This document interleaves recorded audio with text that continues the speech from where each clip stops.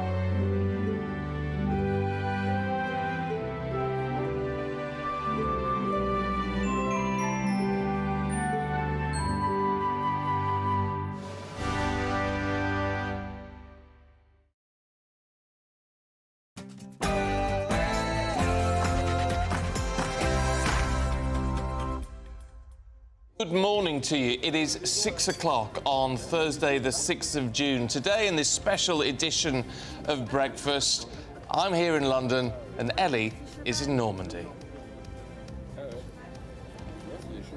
The world remembers. Today marks the 80th anniversary of the D-Day landings, when British troops and allied nations stormed the beaches here in Normandy to attack German forces.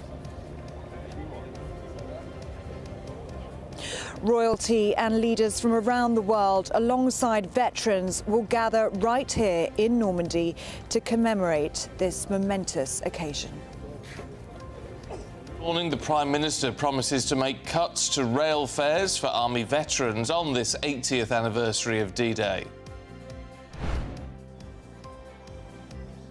And of course, here at the National Memorial Arboretum, it's the UK-focused commemorations today as preparations are underway for the service of this momentous occasion. And the embattled Welsh First Minister Vaughan Gething pledges to carry on after losing a no-confidence vote against his leadership. And in the sport this morning, Gareth Southgate has axed the first of 7 players from the England Euro squad, and he's a big name as well. Upsets to the French Open, and Novak Djokovic looks like he's going to miss Wimbledon. And also we'll look at how a football stadium becomes a baseball stadium in just a day. There are more showers to come as we go through today, especially across northern areas where they could turn heavy and thundery. I'll have full details coming up.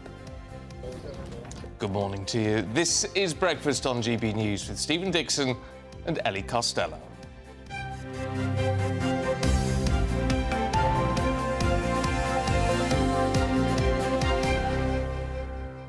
Well, what a remarkable anniversary this is. 80 years since the D-Day landings. Ellie, as you can see, is in Normandy. And as we build up to what is going to be an incredible day, Ellie, what's happening there behind you?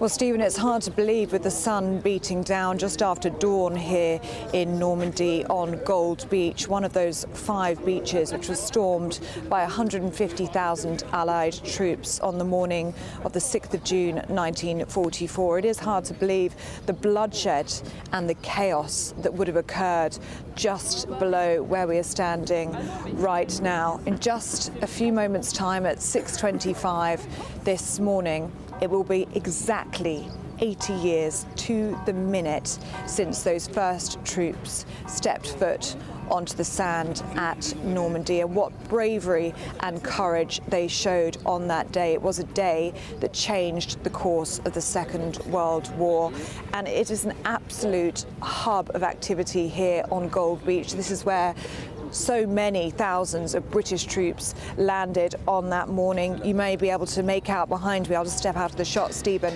there's the Royal British Legion that has just gathered here on the beach in front of me. They've got a very large circular flag that they have laid out. You might be able to hear the bells chiming from the church in the background, and we have serving military personnel and cadets gathering around that Royal British Legion flag, their heads bowed.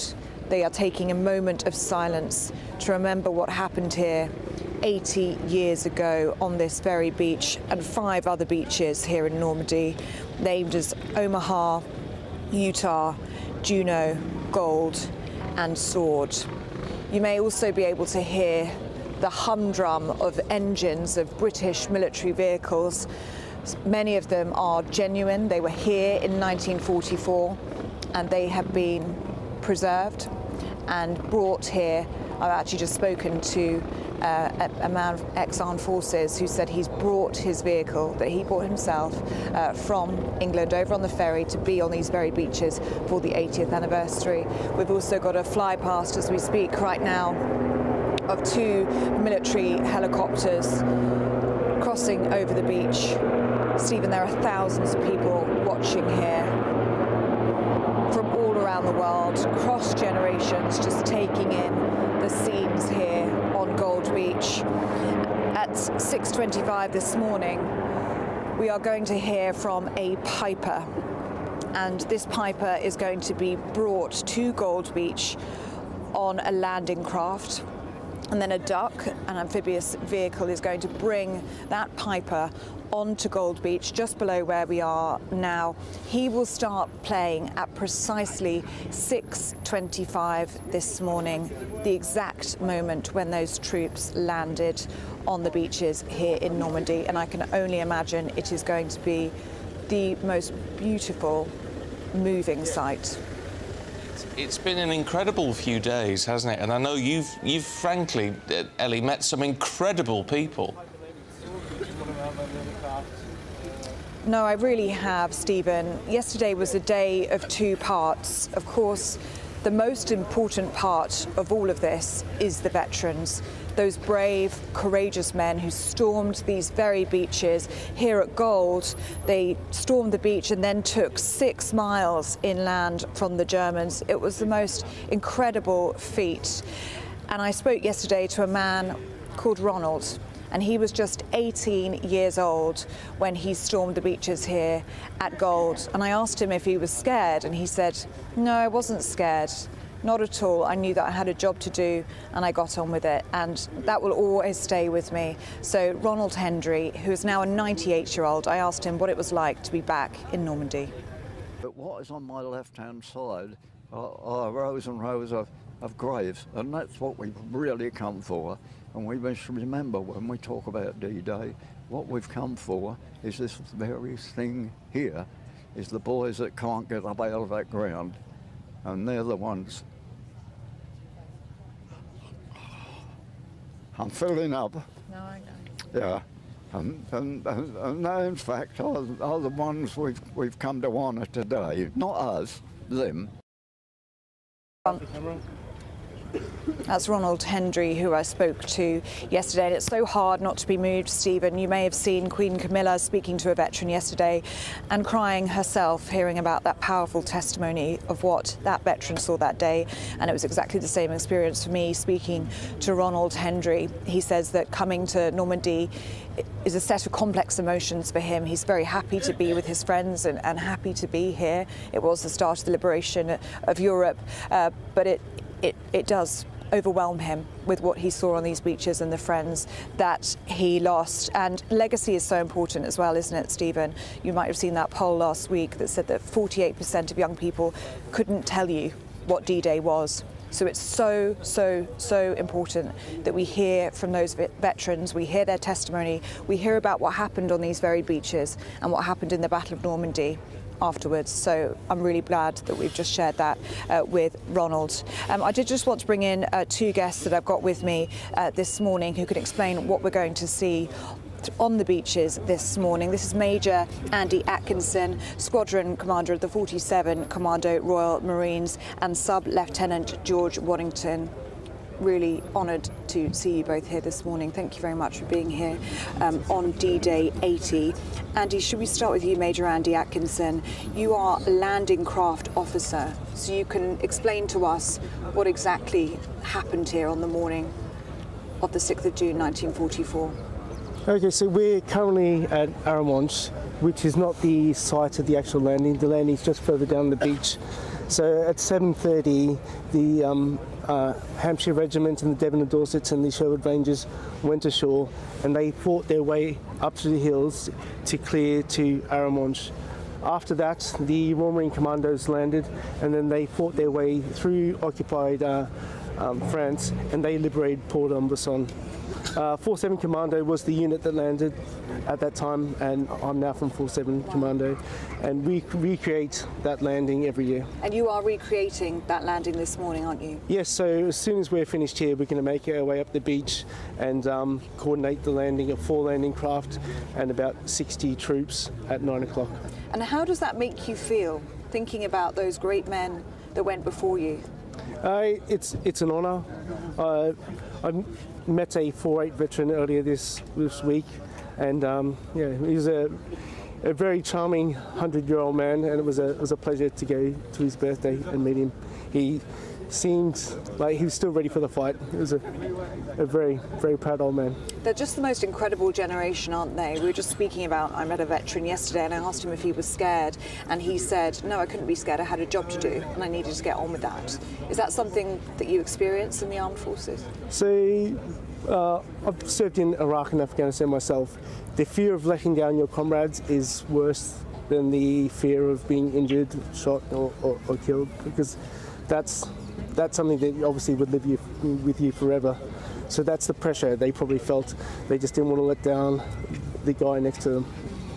What sort of obstacles, what sort of scenes would have met the British troops here at Gold Beach? So the Germans had prepared a lot of obstacles for the beach.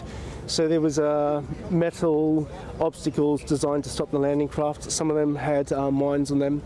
But before the landings, clearance teams from the Royal Navy and Royal Marines went ashore and they removed or deactivated some of the obstacles so the landing craft could get ashore. And then once you got to within wading distance, that's when the Army engineers would take over. So a lot of the obstacles were cleared, however, not all of them. And then when the landing craft landed, a lot of them hit mines and unfortunately were lost. It's really important to remember those great men that were lost on these very beaches that we're standing above right now. I want to bring in Sub-Lieutenant George Waddington, who's with the Royal Navy right now. George Waddington, tell me about the Royal Navy's involvement on D-Day, because they were central to all of this, weren't they? Absolutely. So as now, the Royal Marines do all the landing craft operations, but back on D-Day, it was the Royal Navy Volunteer Reservists. There were 5,500 officers that took charge of the landing craft. But not only that, they were also essential with the naval bombardment of the shores to make sure that they took out as many of the gun positions that were aimed at the beaches here. They also were escorting all of the merchant vessels, which carried all the logistics over to support the D-Day cause. And what many people aren't aware of is actually D-Day was 24 hours later than it was meant to be. It was meant to be the 5th of June 1944. There was that delay, wasn't there? Tell us a bit more about that. Absolutely. So the weather had a huge impact. So there's a storm that went through on the 5th, so delayed it by 24 hours. And they made probably one of the biggest decisions of the war to only delay it by 24 hours rather than delay it by 2 weeks, which would have been the next thing, and then kept it a secret for another 2 weeks. And what is so fascinating, I mean, this is a question to both of you, is that the Germans knew that there was likely to be an invasion, but they didn't know where exactly it was going to happen. And there was a lot of fake news put out. It was a very complicated operation to actually get the troops here, which is actually the furthest part away from the UK, isn't it? So there was a lot of debate amongst the German commanders. A lot of them thought it was going to be Normandy, and they were fighting for resources. However, the confusion amongst them obviously helped us because they never committed to defending a location specifically, and they kept their forces spread along the coast.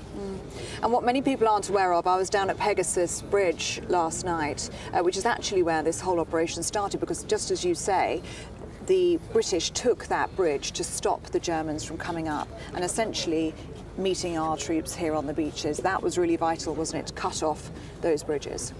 Yeah, well, the biggest issue facing the landing forces is all the Panzer divisions, which is held in reserve in the background. And obviously, if the paratroopers are there to stop the Panzers, be able to come and stop the Allies establishing a beachhead. Sub-Lieutenant George Waddington, just wanted to talk to you about the landing craft, the Royal Navy's involvement with the landing craft on D-Day. So yeah, as I said, there were 5,500 Royal Navy Reserve officers, but alongside that there were 43,500 ratings that also drove the landing craft, and they were not only dropping them off, they were going back to the ships, collecting more troops, and then coming back in and facing those same obstacles over and over again. So the involvement was pretty huge. Yeah. Major Andy Atkinson, I just want to ask you about Mulberry Harbour, the remains of which we can see behind us now. You're talking about this being a logistical hub, and this is really a feat of civil engineering, isn't it? Yes, so they needed a deep water port to offload stores, and the Germans had occupied the nearest deep water ports, and then if we attacked them, they probably would have mined them, and it would have taken months to prepare them. So some ingenious Brits came up with the idea of building a floating harbour, and they constructed it, and they sailed it across. And then on the 8th of June, they started sinking the caissons out there, and within a couple of weeks, they had a fully functioning harbour, which rapidly increased the speed for us to offload the stores. On the 19th, a big storm hit. The Americans lost their Mulberry Harbour, but ours survived, and then it was used for the next couple of months to offload stores, people, material, etc. And that's what kept the Normandy landings going. It's what kept the troops equipped. And you can still see the remains of the Mulberry Harbour, John, if we just take you across. All of these remains that you can see in front of you here. This is the sea wall over there. This is all part of the Mulberry Harbour. It was huge, wasn't it? It was vast. Yeah, it's very vast. Just to interrupt you, that's the landing craft making its approach now to drop off the Duck and the Piper. Yes, and I believe that our reporter, thank you very much, both of you, an honour to meet you both today, and our reporter is now on Gold Beach, Sophie Reaper. Let's go to her live now. Thank you very much, Ellie. Yes, we're on the beach this morning. Of course, we're now fast approaching the exact time that 80 years ago today, British troops would have been landing right here on this beach. It's incredibly moving to be down here on the sand, to imagine those troops arriving from the Channel on those landing crafts and amphibious vehicles. They would have then had to make their way up the beach and to try and push those Germans back. In fact, there were around 25,000 Brits that landed here on D-Day, and in fact they managed to push the Germans back by 6 miles inland by the end of that day. Now, your guest then mentioned that we can start to see that vehicle approaching that is carrying the Piper, who will play at 7:25 French time, 6:25 back in the UK. to mark that exact moment that our British troops would have been arriving. He will land on the beaches here in Arromanches in a Royal Marines landing craft and begin to play a lament in tribute to those who fell and also those who survived. Of course, our remaining veterans. Ellie, you spoke very movingly, of course, yesterday to one of the veterans at the Bayeux Cemetery. I also did. An incredible experience, of course, to get to speak to our remaining veterans and hear their incredible stories. It is a truly special moment as we see the Piper approaching, as we get close to marking that exact moment. We are now, of course, only 8 minutes away from that time when those British troops would have been landing here on Gold Beach. Of course, 4 other beaches were also stormed on D-Day. Brits would have also been landing at Sword Beach, Canadians landing at Juno Beach, and American troops landing down the coastline on Utah and Omaha Beach. As that Piper approaches, of course, we will be bringing you all the latest picture as he arrives on the beach and begins that lament to mark the falling of those troops and the sacrifice that they made 80 years ago today.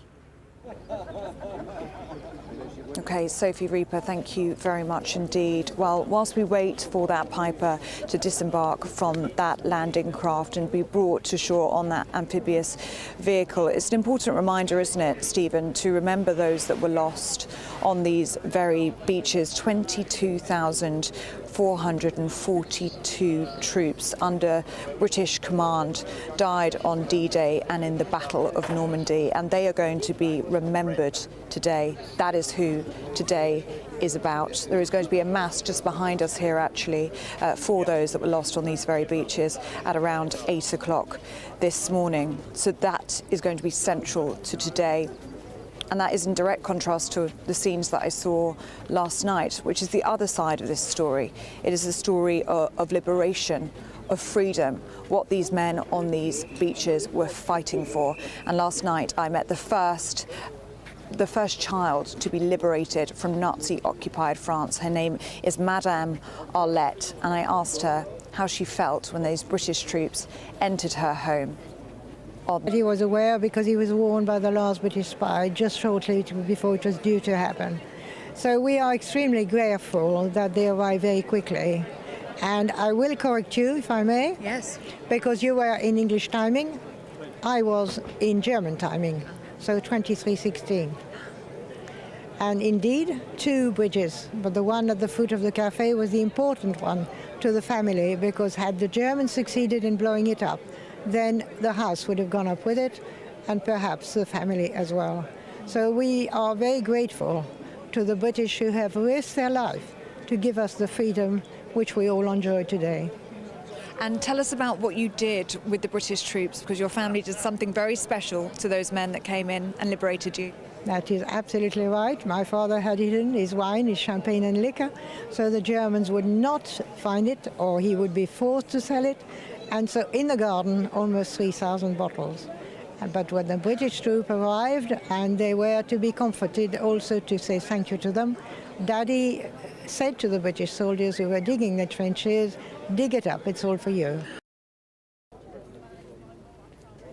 Stephen, it was an honour and a privilege to meet Madame Arlette last night, just 4 years old when those British troops entered her home, now 84 years old. And as you just heard from her there, she has a tradition. She describes her house there as a shrine, and every D-Day anniversary she invites veterans into that pub of hers, and she shares her very best bottle of champagne, and she toasts to the veterans, and she toasts to those who were lost here. And she was describing to me last night the love that she has in her heart for the British, and she says she has a special love and respect for the British because of how much respect we have for history and what happened here. What strikes me, Ellie, with this is, I mean, looking at Sophie Reaper earlier on, who's been quite moved by what she's been through the last couple of days, you are clearly moved by what's going on. And you're the younger end of the generation, you know, you're quite a lot younger than me, you're only 30. that to me, it strikes me as really important, actually, that it is a younger generation getting involved in this, a younger generation who are understanding exactly what went on, because it's only from that, isn't it, that we learn not to do it again.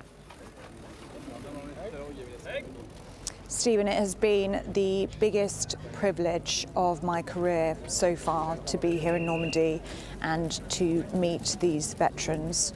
I can't describe how moved I was yesterday being in Bayeux Cemetery and seeing thousands after thousands, row after row of those white headstones and reading those names and seeing those ages, 18, 19, 20 years old.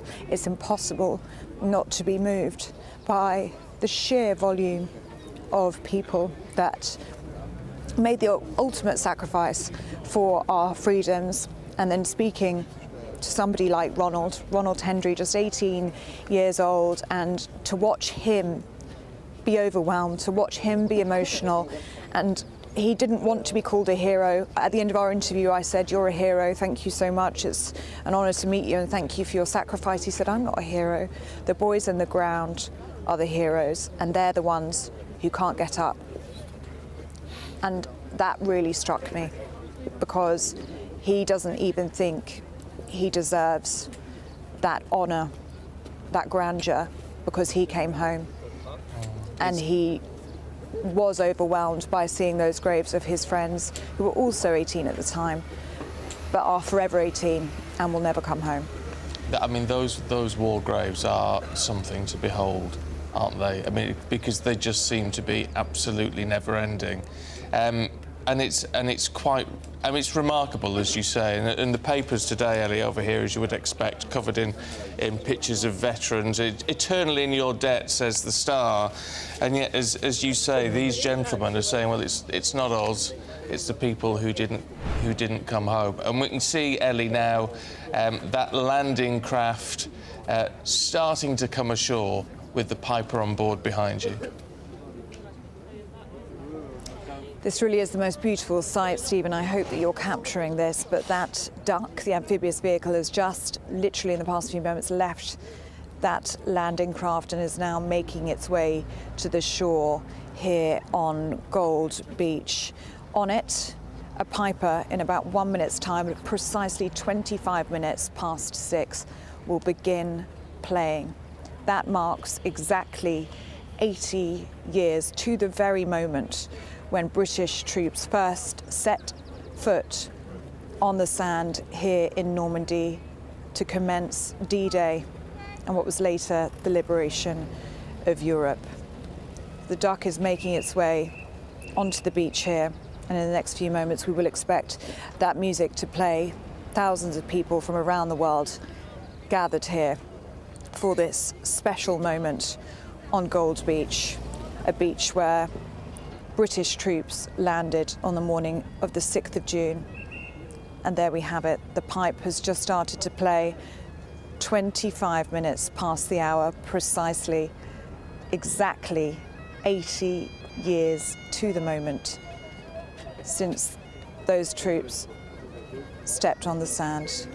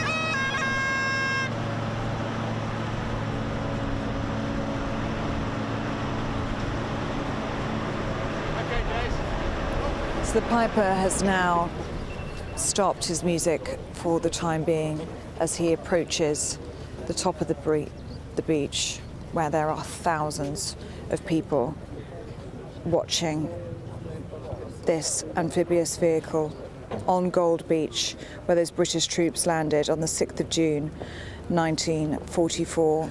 Stephen, you couldn't hear a pin drop as that piper started to play as he left that landing craft. This is such a moving, special moment to commemorate what happened on this very beach, where thousands of British troops, many of them teenagers, men in their early 20s, who'd been sat in the English Channel for over 24 hours in some cases, finally made land here in Normandy. And as we were just hearing from our guests, these beaches were covered in German obstacles. There were mines, there were booby traps. You can only imagine the chaos, the scenes that unfolded here exactly 80 years ago to this very moment. And that is what's being marked here by this piper, commemorating the men whose lives were lost on this very beach and the other 4 beaches in this stretch of Normandy. Historians describe this day, D-Day, as the beginning of the end of the Second World War. It was an immense operation, and it's so important, as you say, Stephen, to remember those that were lost here. 22,442 troops under British command died on D-Day and in the Battle of Normandy, and that is what today is all about, Stephen. And it starts here on this very beach, that music starting at precisely 6:25 a.m., 80 years to the very moment since British troops set foot on this sand. And there will be a day of commemorative events, and at the heart of it all will be those men, Stephen, who paid the ultimate price for the freedoms that we all enjoy. What I think is remarkable, Ellie, with some of this, because of course there'll be further commemorations in years to come, but this will be one of the last big dates, won't it, where we still have people who were there. I mean, obviously, the ones now who were only 18 when this happened, and remarkable men that they are now 98 years old. So we're running out of time, aren't we, to be able to thank those people directly involved? Stephen, that has been the overarching theme of this week. That is what everybody has been speaking about. The Royal British Legion talking to us yesterday, saying this would be the last event where there is a significant number of veterans who are able to tell us in their first-hand account of what happened here. Just 4 or 5 years ago, in 2019, 5 years ago, there were 225 D-Day veterans who made the journey from Britain to France on the ferry to come to Normandy for the D-Day anniversary. This week, Stephen, 23 surviving D-Day veterans attended that very same service. They were at an afternoon tea yesterday with the Princess Royal, Princess Anne, and there was a special service of commemoration by the Royal British Legion yesterday afternoon, and everybody in that room was aware that this was the final anniversary where there would be a significant number of veterans, and that needs to really be appreciated this year. Those veterans need to be, and they are, at the centre of the commemorations taking place today, because, as you say, education and legacy and remembering is the most important thing of all. We can never forget what happened here. Absolutely. Ellie, for now, thanks very much indeed. It's quite remarkable to see, actually, and doesn't it just give you pause for thought in all of this? Whatever else is going on in the world, to remember, and whatever is going on in our lives, actually, to remember the sacrifice that was made by so many for our freedoms in the decades that have followed, and that has to be remembered. It ties in a little bit with the politics today because on this anniversary, the Conservative Party have pledged to boost veteran benefits by offering extended tax breaks for those who employ veterans and also cutting the cost of rail travel for veterans. Our reporter Jack Carson at the National Memorial Arboretum in Staffordshire, where I'm sure there's plenty going on today to mark this remarkable anniversary, Jack, but also, as I say, tied into all of that is the politics of the day as well. Yeah, certainly. Politics doesn't stop, and these momentous occasions, of course, in the middle of the election period that we are, as well, of course, means that they will try and make those promises on, to prove their party's worth with those people. Of course, those announcements today met, of course, with the services that are held both in Normandy here and, of course, here in the UK at the National Memorial Arboretum, where we've got the 80th anniversary of the Royal British of D-Day run by the Royal British Legion, and preparations are underway here, and we're joined by Anthony Metcalfe, who's the Head of Community Engagement at the Royal British Legion. Anthony, just kind of tell us a little bit, about the service that we're going to see here today as part of the Royal British Legion's event. Yeah, of course, Jack. I mean, the RBL is really proud to be placing 26 Normandy and D-Day veterans at the heart of what we are doing today. Those individuals are from all the services, from the Army, Navy, the Royal Marines, the RAF and the Merchant Navy. I understand the youngest is around 97, the oldest is 104. So most importantly, we're placing those at the heart of what we are doing today. But today there will be a very moving service this afternoon with all the usual elements of remembrance service. There's a lunch, a VIP lunch before that, where they'll be hugely well looked after and meet our very special dignitaries and other guests today. But most importantly today is about recognising the sacrifice and service of that generation and placing those Normandy and D-Day veterans at the heart of everything that we are doing today, supported by the RBL.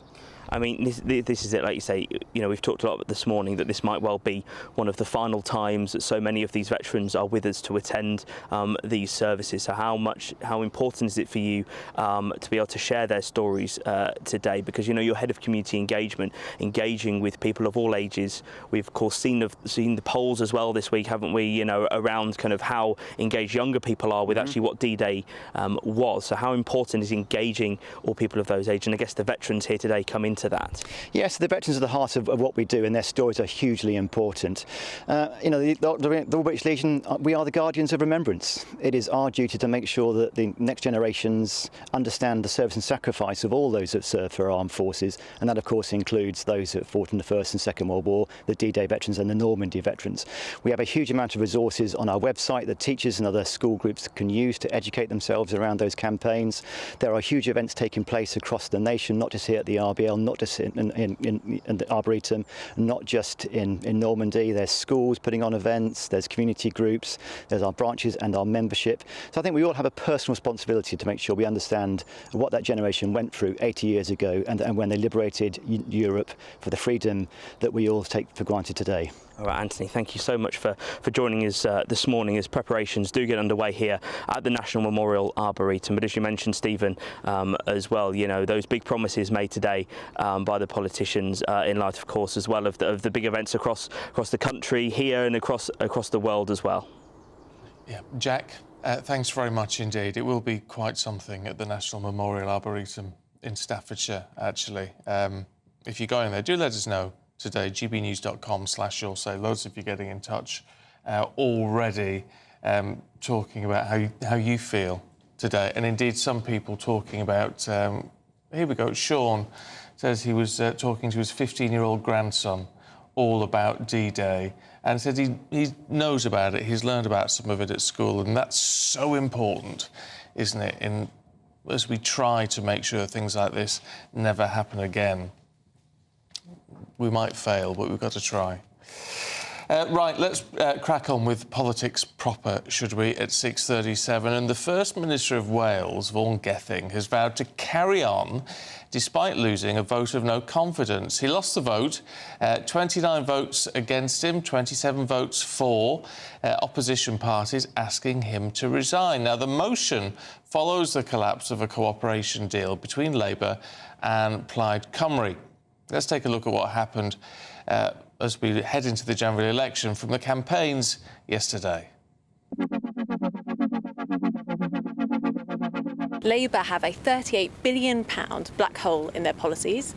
That will lead to £2,000 of extra taxes for every family up and down the United Kingdom. This is underpinned overwhelmingly by HMT analysis, Treasury analysis. So if people think that the Labour Party are going to win this election, they need to start saving. When people see Labour's manifesto, they will see that the promises we make are promises we can keep and promises the country can afford. Every single policy will be fully costed and fully funded, and not a single one of them involves an increase in tax on working people through income tax, national insurance and VAT, those things that really hit working people the hardest, the taxes that they've chosen to put up in recent years. Well, the evidence shows that certain times of your life people get under mental health stress, sometimes when they become a parent for the first time, when they retire, and at other stages. And if we could provide special MOT for their mental health at those moments, and would also look at children and young people actually as a priority, then you can really turn things round. All right, let's talk to our political correspondent, Catherine Forster, who can bring us up to date with what's going to be happening today, Catherine, in the big campaigns, but also looking at the Vaughan Gething situation, which, I mean, obviously that's in some respects not tied directly to the general election, but still it's putting a lot of pressure on Labour. Yes, it is, and good morning, Stephen. So Keir Starmer is still defending the Welsh First Minister, Vaughan Gething. He's saying that this is a political gimmick, but there were quite extraordinary scenes here yesterday in the Welsh Parliament, because Vaughan Gething was only elected Welsh First Minister some 78 days ago, not even 3 months. And here we are with him losing a vote of confidence by 2 votes. Now, it was a vote brought by the Welsh Conservatives, supported by Plaid Cymru and the Liberal Democrats. But crucially, 2 Welsh Labour members of the Senedd were off sick. And I think it is worth noting that one of those was a minister that Vaughan Gething sacked just a few weeks ago, and another was a very vocal critic of Vaughan Gething. Now, this whole row hinges upon a £200,000 donation which Vaughan Gething accepted to his leadership campaign.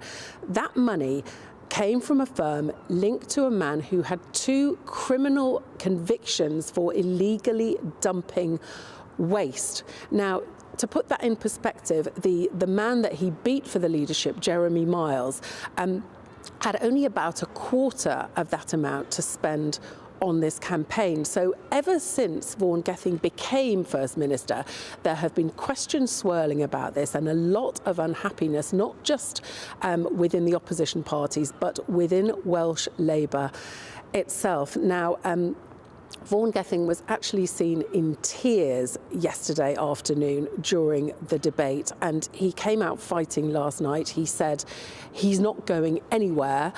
He says that he is going to continue doing his duty and that this is a political gimmick. But all the other parties calling for him to resign now. They can't make him resign. It's not binding, but they could call a vote of confidence in the whole government. So we have to see what happens next, but certainly not even in the job for 3 months, and his authority very, very seriously on the line.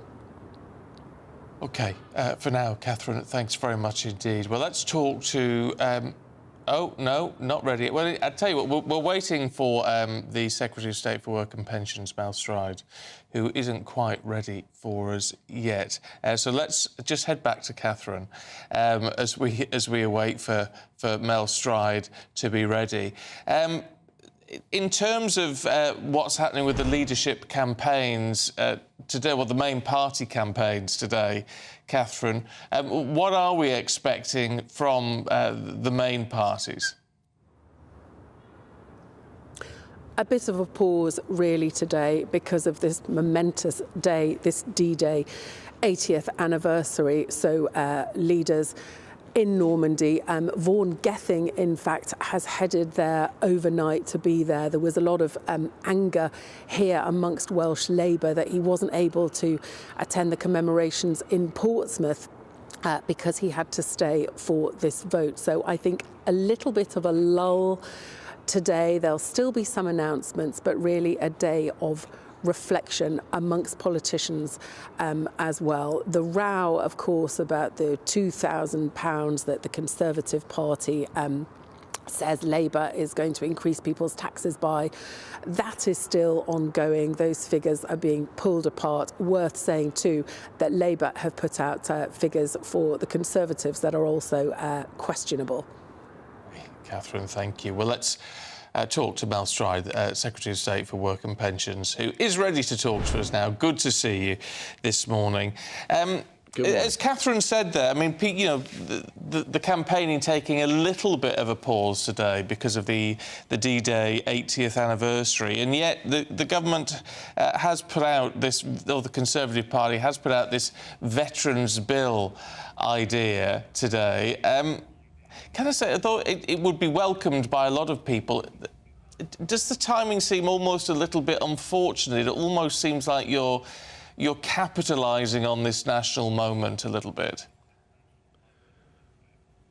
No, I don't think so, although, of course, today is a very poignant moment, a time for us right across all the different political parties to reflect on the extraordinary bravery of those men and women 80 years ago who landed on those beaches, 150,000 Allied forces going in at that time to turn back the tide against Nazi Germany. And so I think it's absolutely right that we focus on that. But look, on the veterans point, of course, we have been thoroughly committed to supporting our veterans for some considerable time. I've served in Cabinet alongside Johnny Mercer, who is the Veterans Minister, the first to serve in Cabinet, heading up a unit within the Cabinet Office, funded £10 million a year for that unit, and all the good things that we've done. But what we want to do is now go still further with the Veterans Bill in the next Parliament if we are to be re-elected, and there we'll be looking at further plans and strategic plans that there will be a duty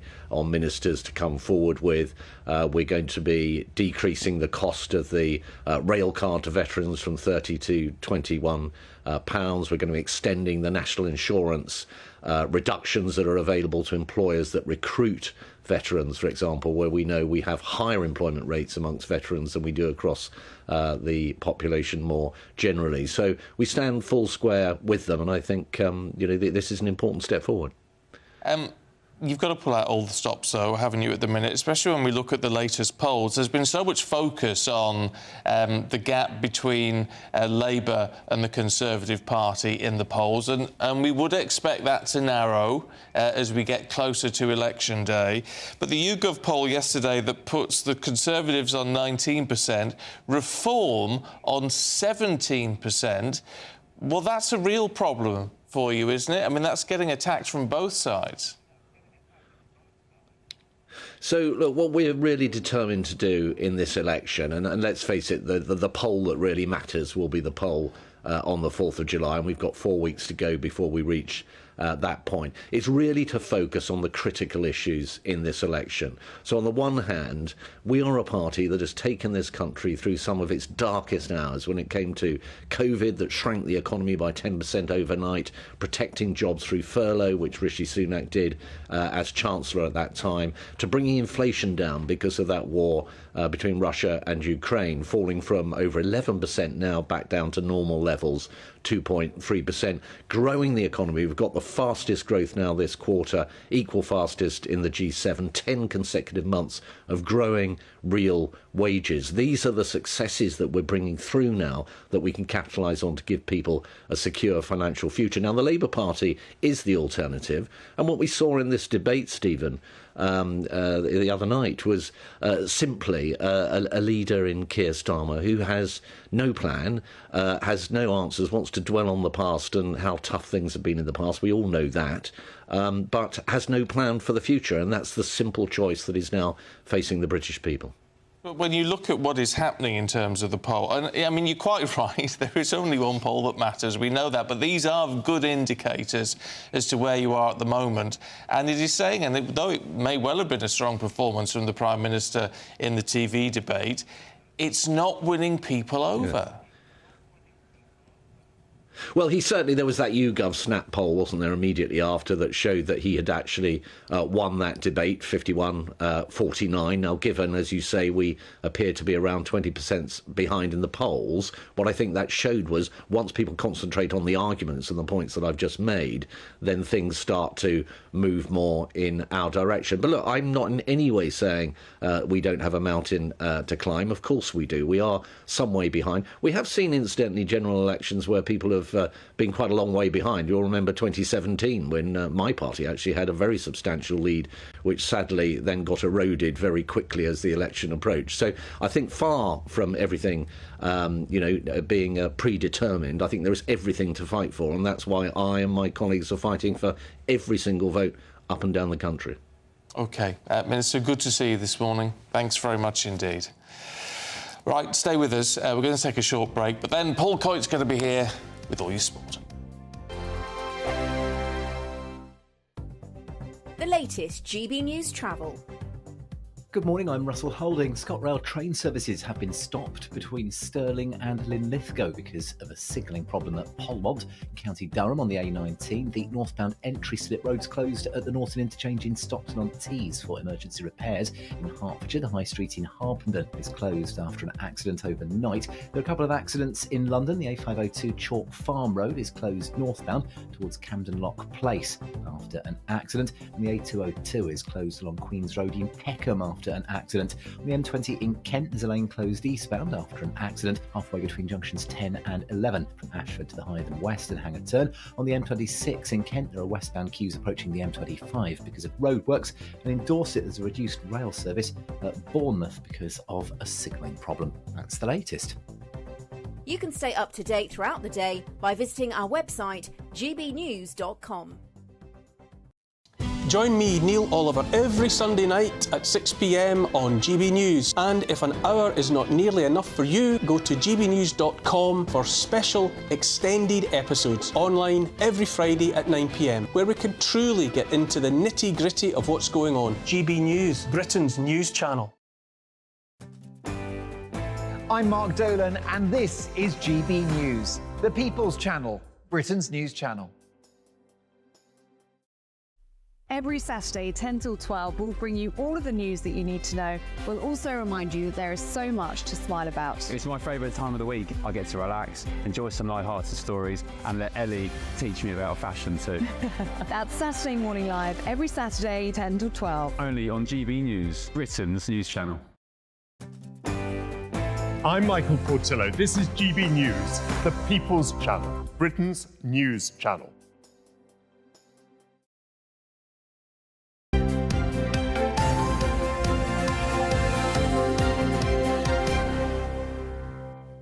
All right, time for the sport with Paul. Good morning. Good morning to you. All right, let's talk about a big name. Yes. Who's not in the Euro squad. James Maddison.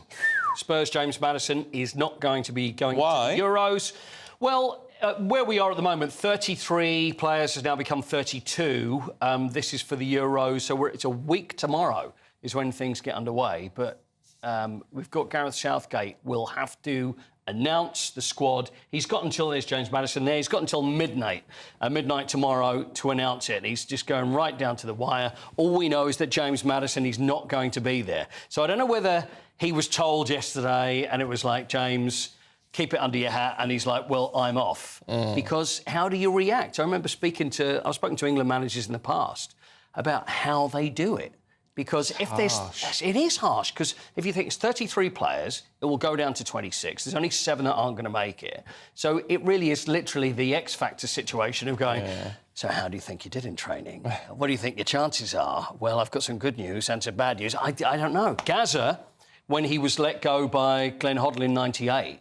There was rumours that he'd smashed the room up, and Glenn always said, well, actually what he did was just punch the light fitting and then just hurt his hand as he was walking out because he was so angry, and then left a dent in the wall. But I don't know how James Maddison was, but he's been injured for quite some time. He came back, he started the season brilliantly, hasn't quite been up to where he could be, and I'm not terribly surprised that he's been left out. Right. So there's another 6 to go. Another 6 to go. Another 6 to go. So after the Iceland match, which is tomorrow, they'll announce those. What's going on with Man City?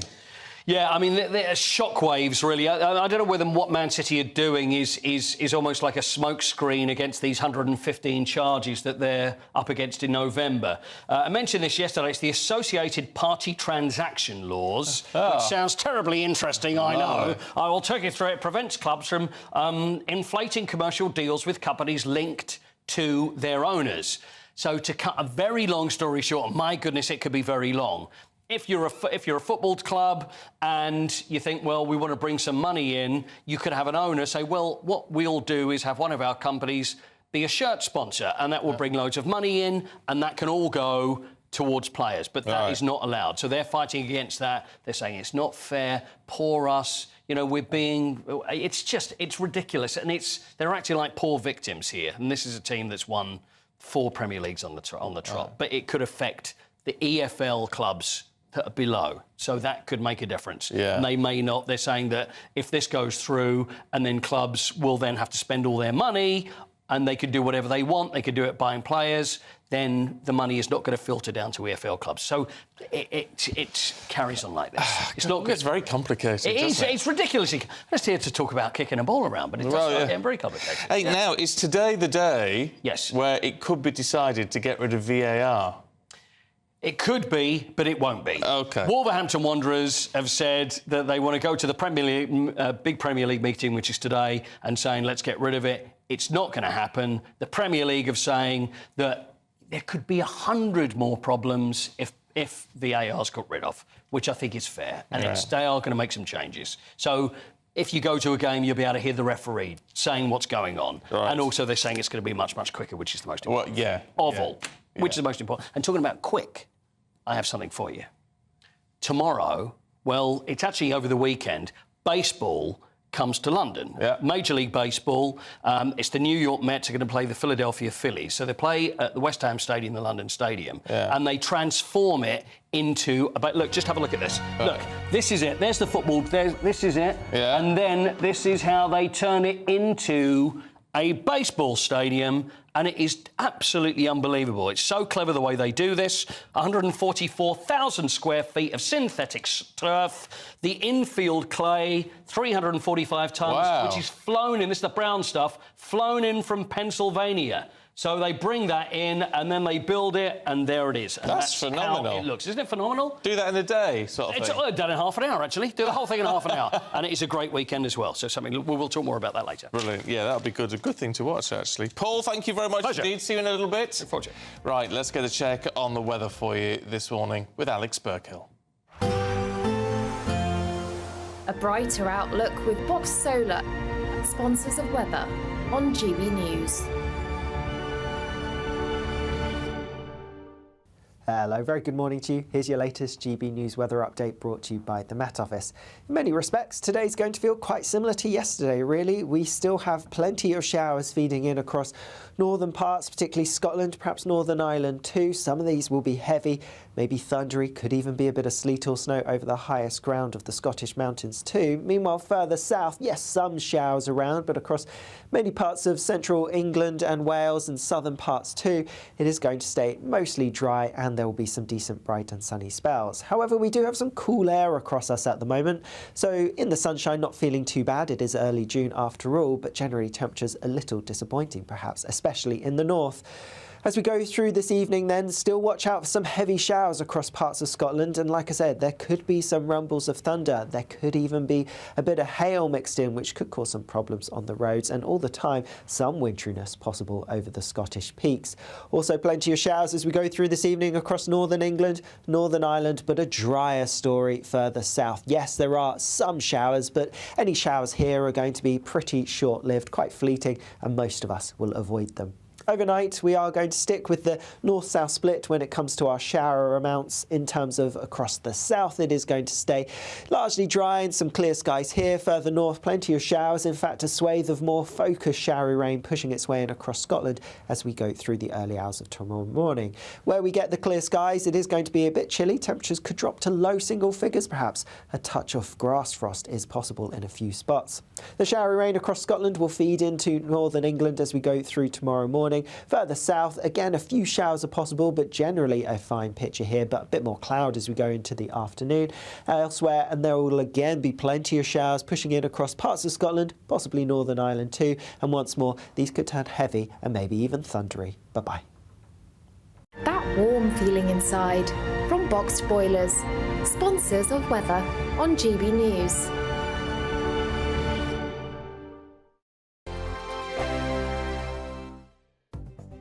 The latest GB News travel.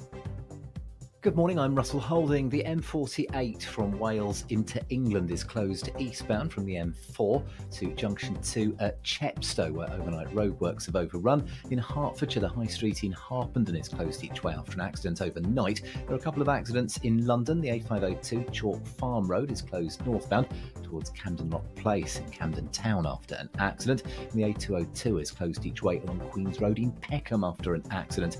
On the M20 in Kent, there's a lane closed eastbound halfway between junctions 10 and 11 from Ashford South to Hythe after an accident. On the M26 in Kent, there are westbound queues getting onto the M25 because of roadworks. On the M3 in Hampshire, there are northbound queues towards junction 11 south of Winchester after an accident.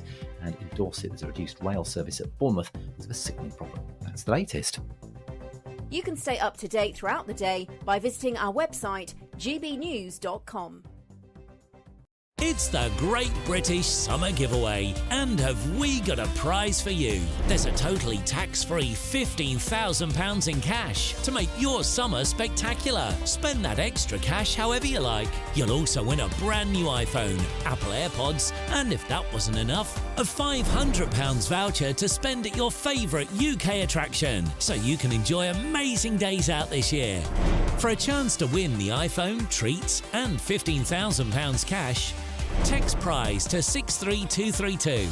Text costs £2 plus one standard network rate message, or post your name and number to GB06 PO Box 8690 Derby DE1 9TT.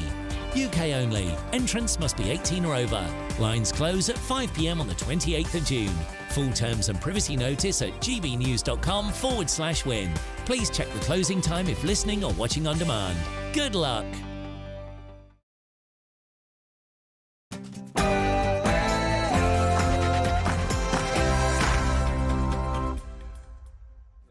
Good morning to you. It's 7 o'clock on Thursday, the 6th of June. Today, in this special edition of Breakfast, I'm in London and Ellie joins us live from Normandy. The world remembers. Today marks the 80th anniversary of the D-Day landings, when British troops and Allied nations stormed the beaches here in Normandy to attack German forces. Royalty and leaders from across the world alongside veterans will gather right here in Normandy to commemorate the momentous and historic occasion. Commemorations not just taking place in France, but also here in the UK. In other news, the embattled Welsh First Minister Vaughan Gething pledges to carry on after losing a no-confidence vote against his leadership. Yes, extraordinary scenes here in the Welsh Parliament yesterday with the Welsh First Minister in tears. It's only 78 days since he was sworn in. Can he hang on? I'll bring you more details shortly. Well, the England axe has been wielded by Gareth Southgate. He's already got rid of one player out of 7 from the Euro squad, and it's a big name as well. Upsets in the French Open, as Novak Djokovic looks like missing Wimbledon, and there's a proposal on the... Look, I'm trying to give you everything about the Olympic flame really as I possibly can, and this time there's a proposal, and what is the answer? We will find out. There are more showers to come as we go through today, especially across northern areas where they could turn heavy and thundery. I'll have full details coming up. Good morning to you. This is Breakfast on GB News with Stephen Dixon and Ellie Costello.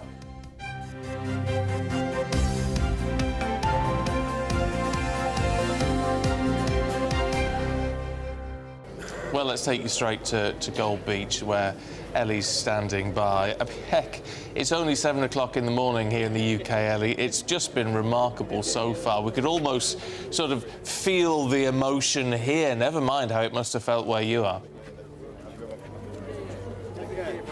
It has been such an emotional and moving morning, Stephen. As I speak to you right now, there is a Catholic Mass just taking place to my left. I can hear them singing in Latin, and there are people in the front of that audience who look to be in their late 90s, perhaps in their early hundreds. They are in wheelchairs, and it makes you think, what are they thinking this morning, looking out onto that sand, thinking about what happened here on the 6th of June, 1944. And it's hard to imagine, isn't it, when the sun is beating down like this and the water looks so still, to imagine the chaos, the horrors that would have ensued on these very beaches. And we just saw, didn't we, Stephen, the lone piper. He started playing his music. He was brought in from the sea on a landing craft, just as those British troops would have done so on the morning of the 6th of June 1944. He was moved into a duck, an amphibious vehicle, and he was brought on shore for precisely 6:25 this morning, to the very moment, that is 80 years since D-Day, when British troops set foot on this sand. He then played his solo pipes all the way up onto where we are stood now, and Stephen, you couldn't hear a pin drop.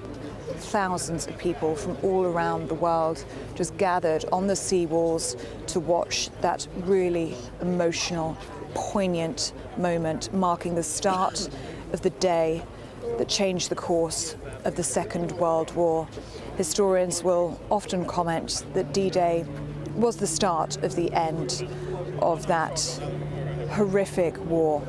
And Gold Beach, where we stood now, is so significant to the British because this is where so many thousands of British troops landed that very morning.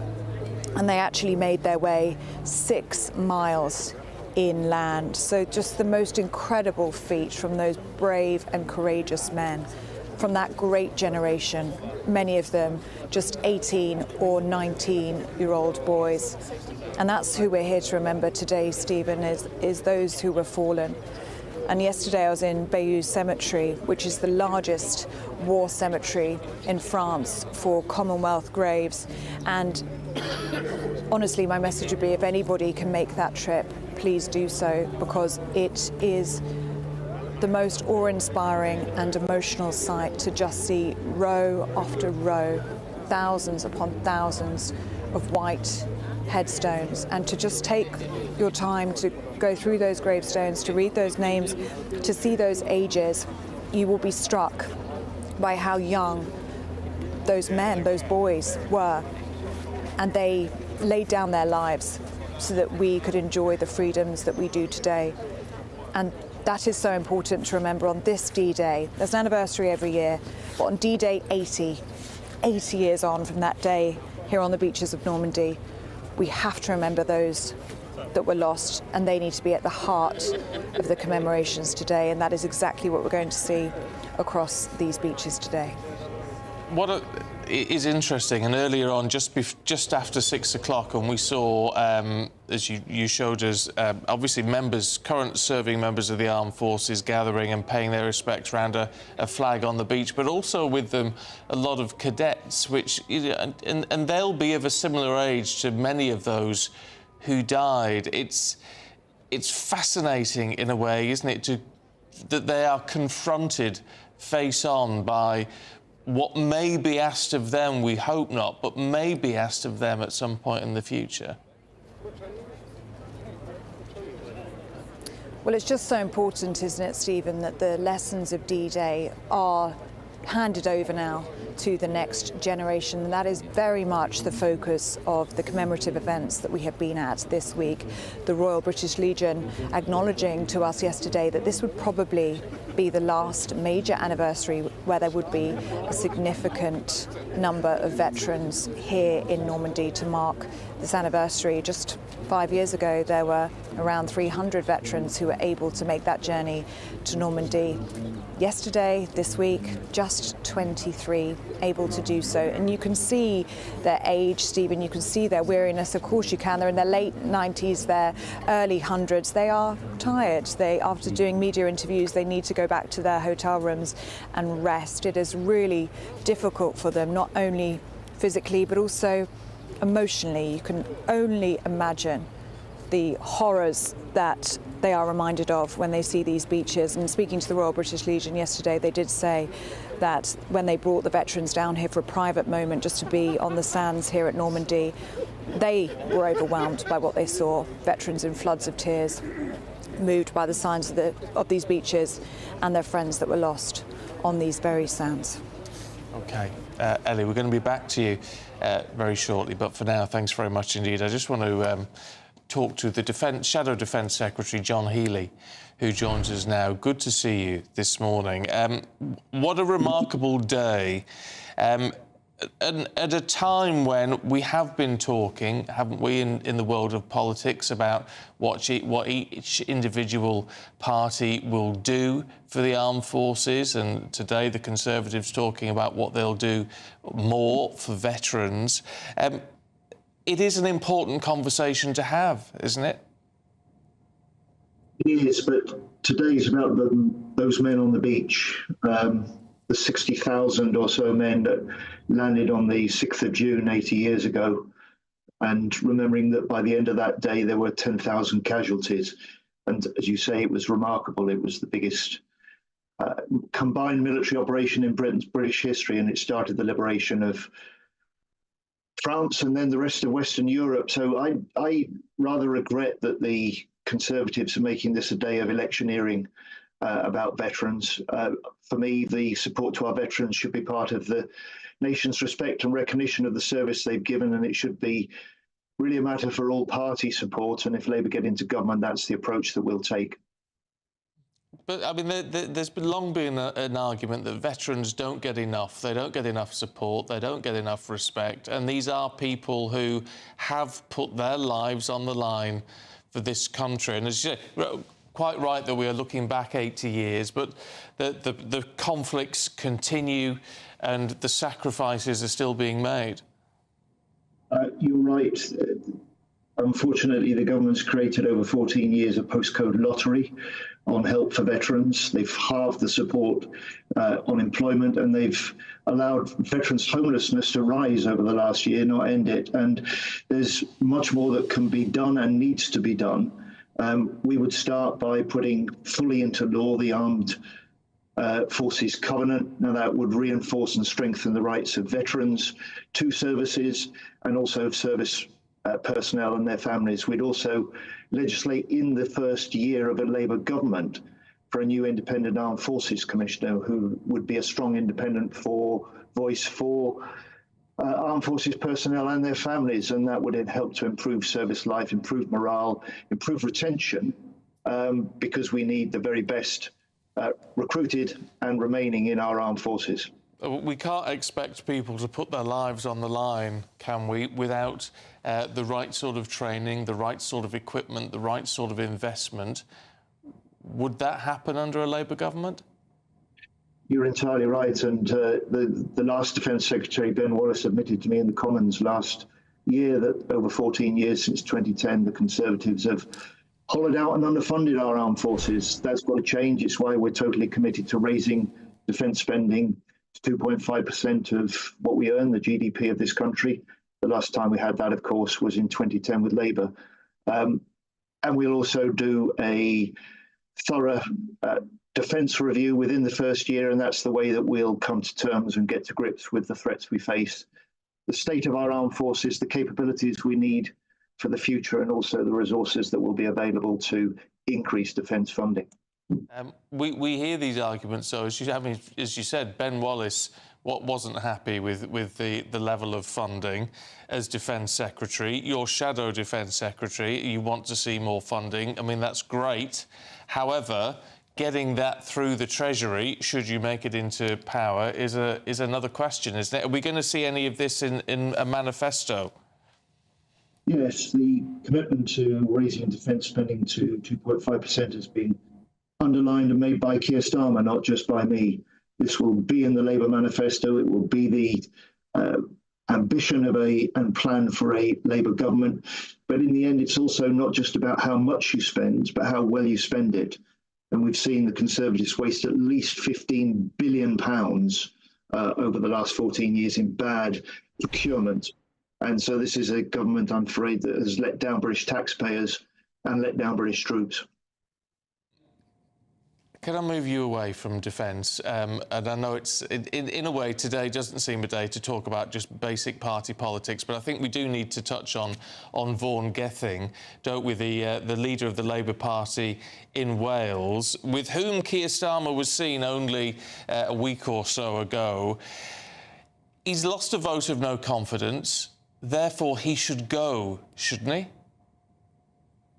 I see this as a stunt in the middle of the election, I have to say. It was led by the Tories, aided and abetted by Plaid. Vaughan Gething is making clear he's getting on with the job of leading the Welsh government and helping Labour win the election in Wales as part of a new UK government, and a moment when the whole of the UK can choose for change.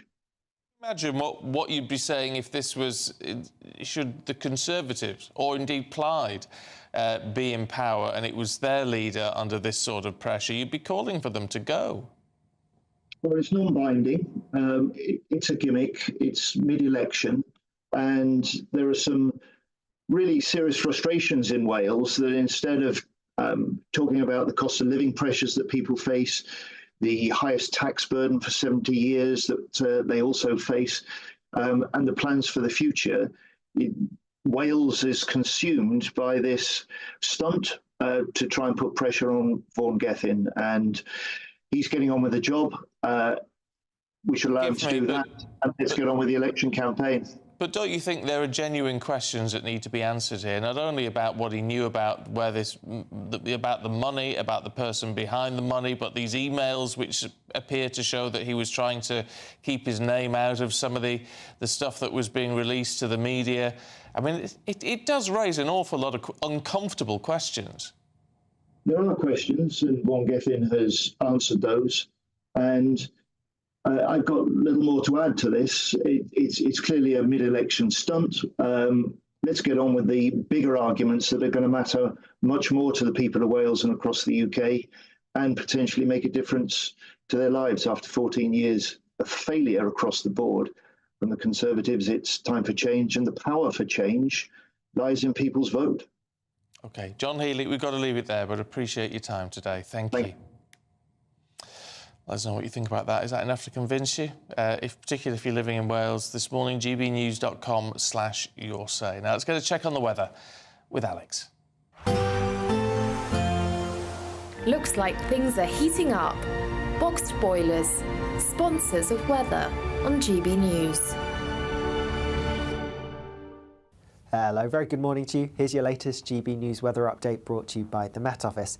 In many respects, today's going to feel quite similar to yesterday, really. We still have plenty of showers feeding in across northern parts, particularly Scotland, perhaps Northern Ireland too. Some of these will be heavy, maybe thundery, could even be a bit of sleet or snow over the highest ground of the Scottish mountains too. Meanwhile, further south, yes, some showers around, but across many parts of central England and Wales and southern parts too, it is going to stay mostly dry, and there will be some decent bright and sunny spells. However, we do have some cool air across us at the moment, so in the sunshine, not feeling too bad. It is early June after all, but generally temperatures a little disappointing perhaps, especially in the north.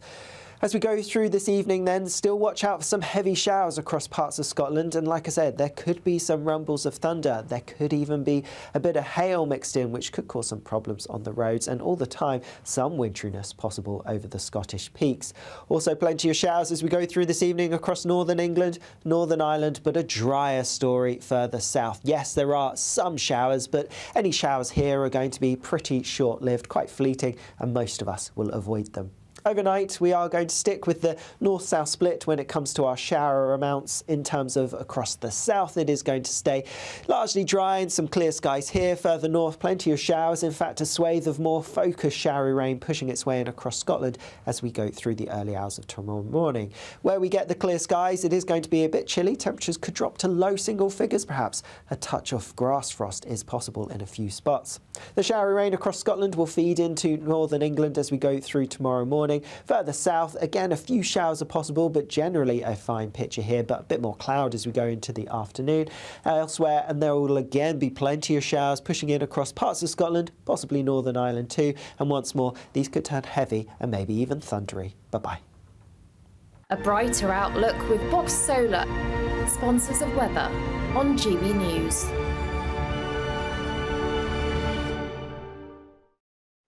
Right, let's tell you how you may be able to get some money in the bank this summer. £15,000 in cash to make your summer spectacular. We'll also throw in a brand new iPhone, AirPods and £500 to spend at the UK attraction of your choice. Here are the details you need. It's the Great British Summer Giveaway, and have we got a prize for you? There's a totally tax-free £15,000 in cash to make your summer spectacular. Spend that extra cash however you like. You'll also win a brand new iPhone, Apple AirPods, and if that wasn't enough, a £500 voucher to spend at your favourite UK attraction, so you can enjoy amazing days out this year. For a chance to win the iPhone, treats, and £15,000 cash, text WIN to 63232. Text costs £2 plus one standard network rate message. Or post your name and number to GB06 PO Box 8690 Derby DE1 9TT. UK only. Entrance must be 18 or over. Lines close at 5 p.m. on the 28th of June. Full terms and privacy notice at gbnews.com/win. Please check the closing time if listening or watching on demand. Good luck.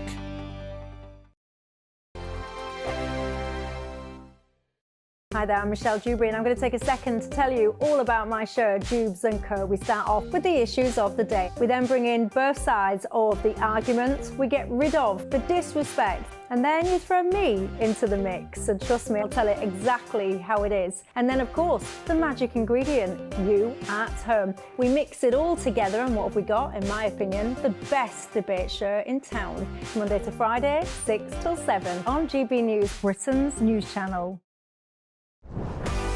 This is GB News and we are Britain's election channel. This vote may seem to be about the politicians and the media, but it's actually about you. We won't forget that. Join us up and down the country as we follow every moment together. More than ever, it's important to hear all sides as you make your decision in the run-up to polling day. This is GB News, the People's Channel. Britain's election channel.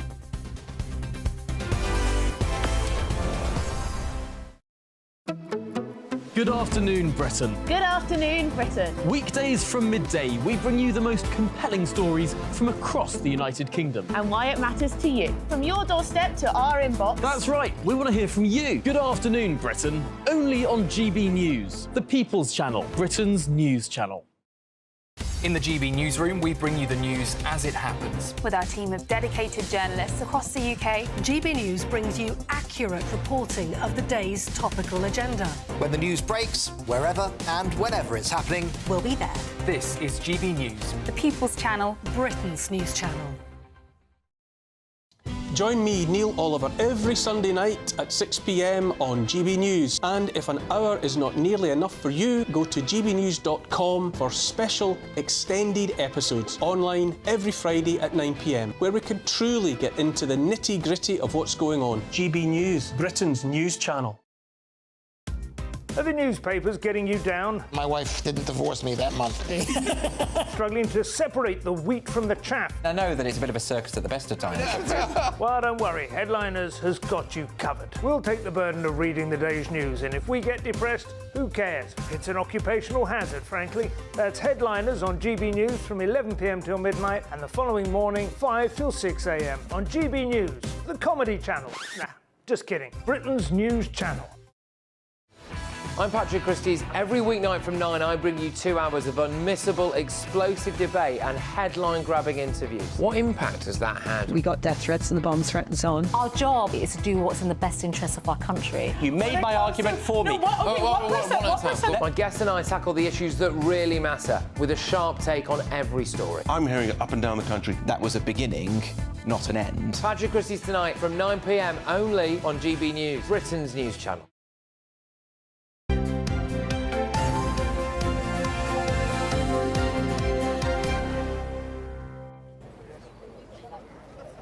Welcome back to this special edition of Breakfast with Stephen Dixon in London and me, Ellie Costello, on the beaches of Normandy on D-Day 80 years to almost the very minute at 6:25 a.m. exactly on the 6th of June 1944. The D-Day operation began here on the beaches of Normandy. We're on Gold Beach this morning. I'll get out of the shot so you can just appreciate the serenity of the scene really in front of you. There is a flypast, a military flypast taking place as we speak. It is a hub of activity here this morning with this aircraft going past. They have been doing so since about 5 o'clock this morning. We are going to see these flypasts take place throughout the day here on Gold Beach.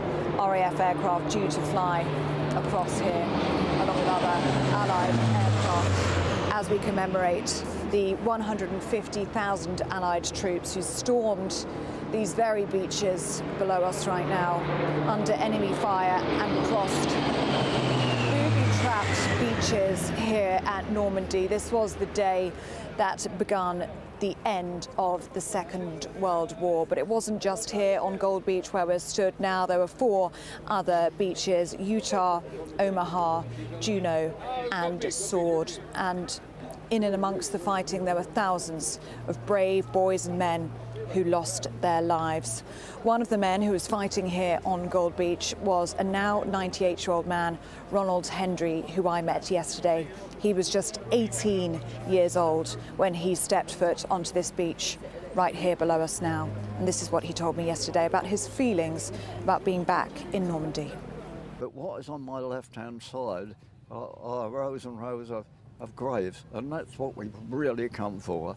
And we must remember when we talk about D-Day, what we've come for is this very thing here, is the boys that can't get up out of that ground. And they're the ones. I'm filling up. No, I know. Yeah. And they, in fact, are the ones we've come to honour today. Not us, them. Such an honour and a privilege to hear from Ronald yesterday, and it is so moving to see a man of that great generation be moved by what he saw here, to be brought to tears by the memories of what he saw here and by losing his friends. So thank you, Ronald, for trusting us with telling your story. He wasn't the only man here on Gold Beach. There were 25,000 British troops fighting on that day and the days that followed. And they managed to push 6 miles inland from this position that we're in now. It was an incredible feat against the Germans on that morning. But he wasn't the only man. He was with his comrades and with his friends, and many of their family members have made that pilgrimage here to Normandy to pay their respects. And I'm joined by 2 of them now from the UK. This is Daniel Thomas and Neil Ward from Birmingham. Really good to be with you here on D-Day 80. And Neil, let's start with you, shall we? Your granddad, Edward Ward. He landed on Sword Beach, which is the other British beach just down here. Further up the boat, yeah. What do you know about his story on D-Day? Obviously, I never met my granddad. My dad has told me a couple of stories about him landing up there off the the landing crafts on the dock. He served with the Royal Staffordshire Regiment, but I don't know too much about him, unfortunately, because he passed away before I was born. And how much do you know about how much he talked about his experience, or do you think that's something that he didn't really say a lot. I think he kept a lot of it inside. It's just the way they was, isn't it?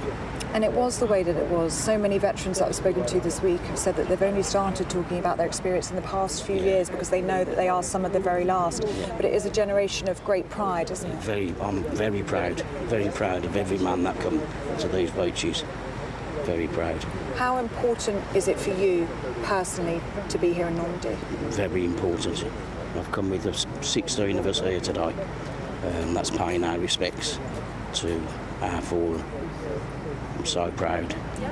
I can see that you're really moved by what you've seen here. Yeah, I am moved. It's very sad.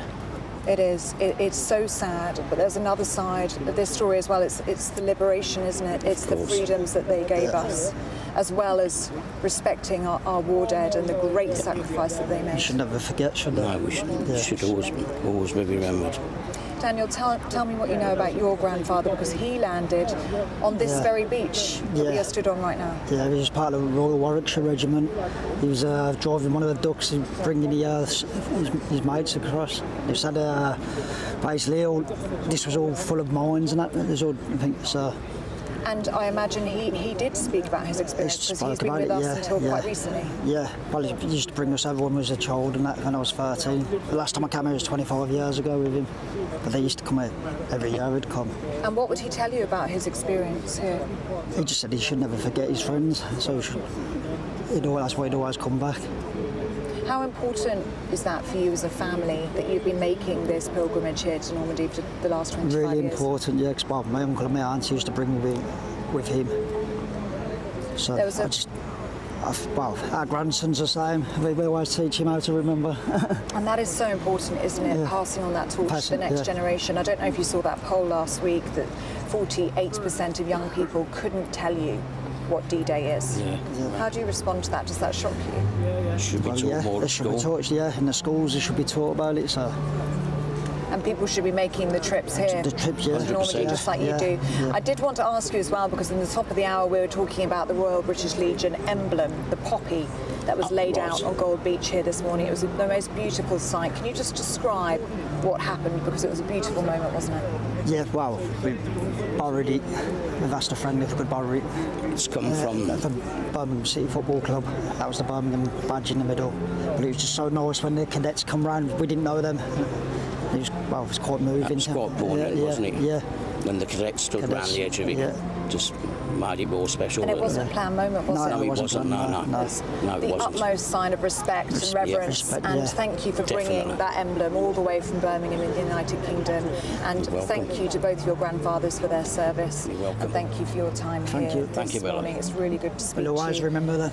We'll always remember them, and may they rest in peace. Yes. Thank you very much, both of you. Very moving, isn't it, hearing from the families of those who lost loved ones on these very beaches. Sophie Reaper is down on Gold Beach for us now. Good morning, Sophie.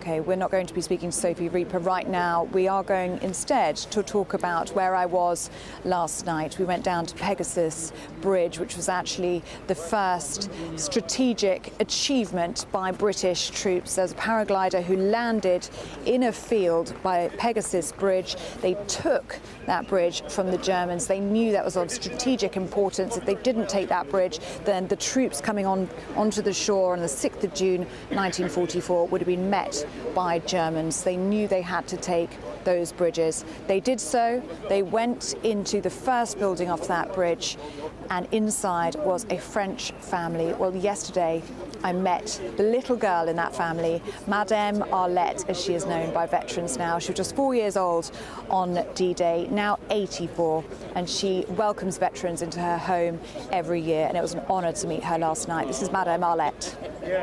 He was aware because he was warned by the last British spy just shortly before it was due to happen. So we are extremely grateful that they arrived very quickly. And I will correct you, if I may. Yes. Because you were in English timing. I was in German timing, so 23:16. And indeed, 2 bridges, but the one at the foot of the cafe was the important one to the family, because had the Germans succeeded in blowing it up, then the house would have gone up with it, and perhaps the family as well. So we are very grateful to the British who have risked their life to give us the freedom which we all enjoy today. And tell us about what you did with the British troops, because your family did something very special to those men that came in and liberated you. That is absolutely right. My father had hidden his wine, his champagne and liquor, so the Germans would not find it, or he would be forced to sell it. And so in the garden, almost 3,000 bottles. But when the British troop arrived, and they were to be comforted also to say thank you to them, Daddy said to the British soldiers who were digging the trenches, dig it up, it's all for you. Such an honour to meet Madame Arlette last night, and she spoke about her special place in her heart for the British. She says that we have a special reverence for history, and she loves welcoming veterans, even now with her very best bottle of champagne. So that was a really beautiful story from D-Day. And actually the other side to this story, a story about liberation and freedom, and Madame Arlette, as are many French people, so grateful to the Allies for what they did here on the 6th of June 1944. Now, if you joined us in the 6 o'clock hour here at breakfast, you would have seen at precisely 25 minutes past the hour, a solo piper made his way down the coast here on a landing craft. He made his way into a duck, an amphibious vehicle, and then that duck made its way very slowly across the sands here at Gold Beach, and that solo piper played the most beautiful music. You couldn't hear a pin drop in this area that I'm stood right now, and there are thousands of people stood here. It was the most beautiful and poignant moment to mark precisely to the very minute 80 years since the D-Day landings, when British troops first set foot on this very sand. And I am delighted and honoured to tell you that Pipe Major Trevor Macy-Lilly joins us now, the man who was piping beautiful music across the sands here at Gold Beach this morning. What an honour it is to meet you, and what an honour it must have been for you to play. Totally humbling, privileged to do it. You know, to take part in this 80th anniversary, to remember the fallen soldiers and the veterans who are still with us today. So tell us about how it all worked this morning. When did you have to get onto that landing craft? I was on that landing craft last night, and we stayed out in the channel there overnight. Just like those men would have done? Yeah, exactly the same. So when I was trying to get some shut-eye, and I was looking up at the stars and just wondering exactly what those young soldiers were thinking prior to them approaching the beaches during that fateful day. Must have been such a time of reflection for you. Yeah, you know, I mean, just the thoughts that was going through their minds, which was going through my minds, meeting everybody coming off that landing craft. And it was timed to absolute perfection, wasn't it? Yeah, you definitely. knew you had to start playing at precisely 6:25 a.m. this morning, and it was perfect to the second. How did you ensure that happened? It was nerve-wracking. You would just count down in your head, right, we're coming, you know, and that was it, straight into it. How nervous did you feel once you started playing, or was it more a sense of you started playing and the music took you away? The adrenaline was pumping, the nerves were kicking in, and it was bitterly cold. You know, yeah, it was nippy coming in. And what was it like seeing the beach from that landing craft and then seeing it from the duck? Did you have time to take in that moment? As we come past the Mulberry Harbours, and then you're looking and you're thinking, Jings, you know, what it would have been like with all the other vehicles and all the other landing crafts in and around that area. It must have been some sight to remember what it was like. And then when you're coming in here and watching everybody standing here as if you were the enemy, you know, I mean, it had been a fearful. From our side of things, there was so much reverence and respect for you. It was such a moving moment. You could not hear a pin drop. Nobody spoke a word. It was just your pipes that were sounding out over Gold Beach. It was really a beautiful moment. Yeah, thank you. Really beautiful. You must be so proud. Yeah, totally privileged and humbled. I'm proud. Would you be able to play something for us now?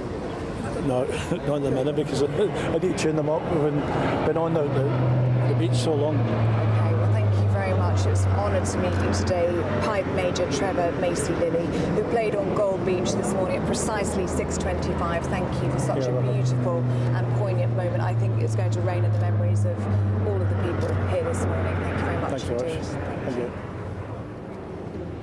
Well, it really has been the most incredible morning here. We're seeing another military fly past here on Gold Beach this morning. Those planes going across all 5 beaches where Allied troops, 150,000 of them, started fighting after 6:25 a.m. on the 6th of June, 1944.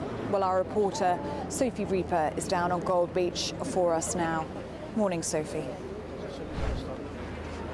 Good morning to you, Ellie. Sorry, we're just having to move slightly because of the tide coming in quite rapidly.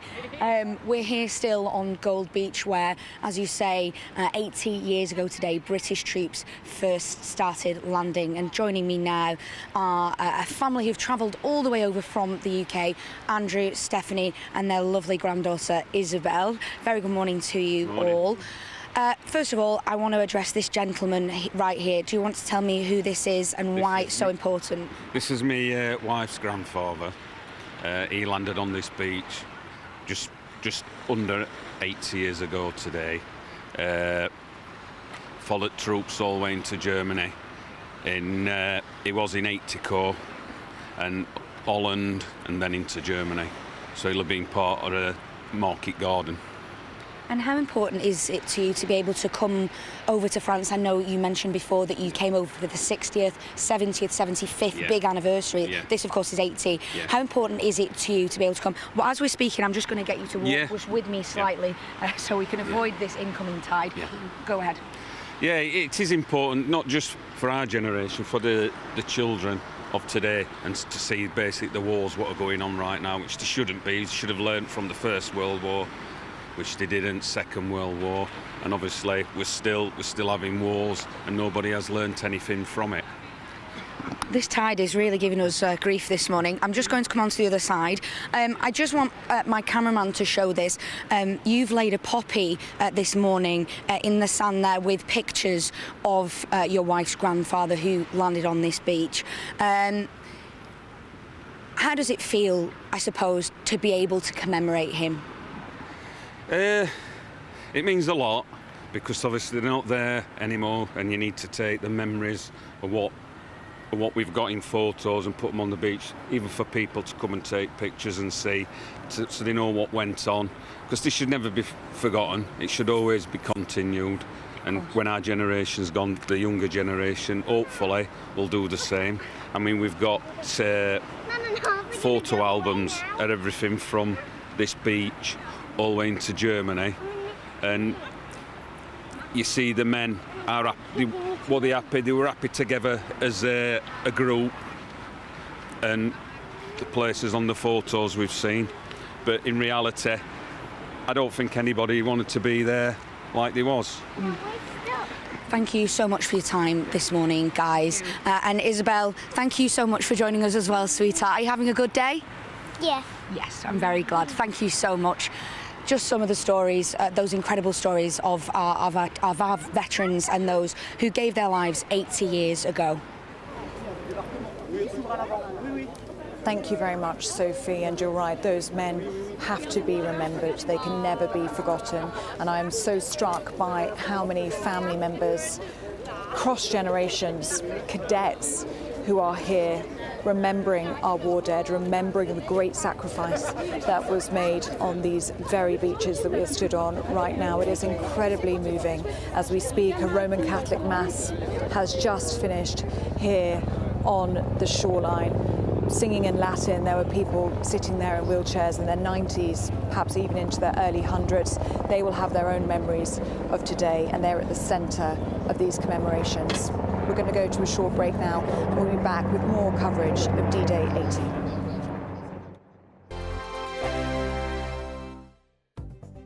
The latest GB News travel. Good morning, I'm Russell Holding. In Hertfordshire, the High Street in Harpenden is closed after an accident overnight, causing delays. On the M25 from Essex into Hertfordshire, there are anti-clockwise delays heading away from junction 27 for the M11 to a mile after 25 for the A10 because of roadworks. Also in Essex, the A13 is partly blocked westbound, where there's an accident just after the A128 at the Orsett Cock interchange, causing 2 miles of queues heading away from Stamford Le Hope towards there. In London, the A502 is closed northbound along Chalk Farm Road towards Camden Knott Place at Camden Town after an accident overnight. On the M26 in Kent, there are westbound queues getting onto the M25 because of roadworks. And on the M27 in Hampshire, there are 2 lanes closed westbound after an accident between junctions 9 and 8 from Fareham towards the Bursaldon turn, causing delays. And that's the latest. You can stay up to date throughout the day by visiting our website, gbnews.com. GB News is Britain's election channel. And when the big stories break, we're tackling them on Britain's newsroom. When we disagree, and we disagree a lot, it's even livelier than normal. We don't disagree that much. We do. His comedy, though, is revolting. I knew her, and unlike you. That explains Beverly Turner's temperament. It's a bit frothy in here, isn't it? He'll have one of me one day. For dartball practice. Britain's newsroom on GB News. Weekdays, 9:30 a.m. GB News, the People's Channel, Britain's news channel. Hi there, I'm Michelle Dewberry and I'm going to take a second to tell you all about my show, Dubes & Co. We start off with the issues of the day. We then bring in both sides of the arguments. We get rid of the disrespect. And then you throw me into the mix. And trust me, I'll tell it exactly how it is. And then, of course, the magic ingredient, you at home. We mix it all together and what have we got, in my opinion, the best debate show in town. Monday to Friday, 6 till 7 on GB News, Britain's news channel. This is GB News and we are Britain's election channel. This vote may seem to be about the politicians and the media, but it's actually about you. We won't forget that. Join us up and down the country as we follow every moment together. More than ever, it's important to hear all sides as you make your decision in the run-up to polling day. This is GB News, the People's Channel. Britain's election channel.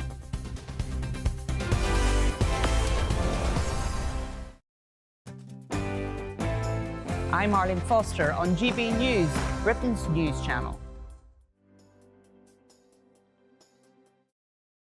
In the GB newsroom, we bring you the news as it happens. With our team of dedicated journalists across the UK, GB News brings you accurate reporting of the day's topical agenda.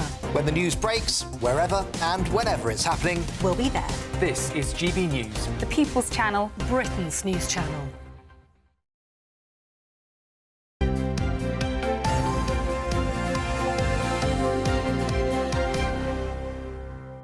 Well, let's have a look at the politics for you this morning, and we'll take you straight to Cardiff. Our political correspondent, Catherine Forster, is there for us this morning, where the pressure is really ramping up, isn't it, on Vaughan Gething, the Labour's leader in Wales. But he's refusing to go despite that vote yesterday.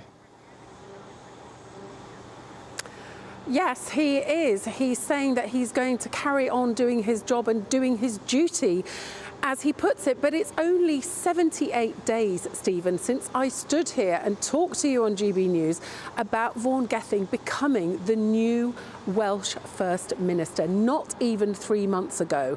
And at that time, the complaints were already swirling around about this £200,000 donation taken from a firm connected to a man with 2 criminal convictions for dumping waste. Now, to put that into perspective, the man that he narrowly beat to the leadership by 52% to 48, Jeremy Miles, he only had about a quarter of that amount of money to spend on his leadership campaign. Now, Vaughan Gething, having lost this vote by 2, says that he's not going anywhere and it is not binding.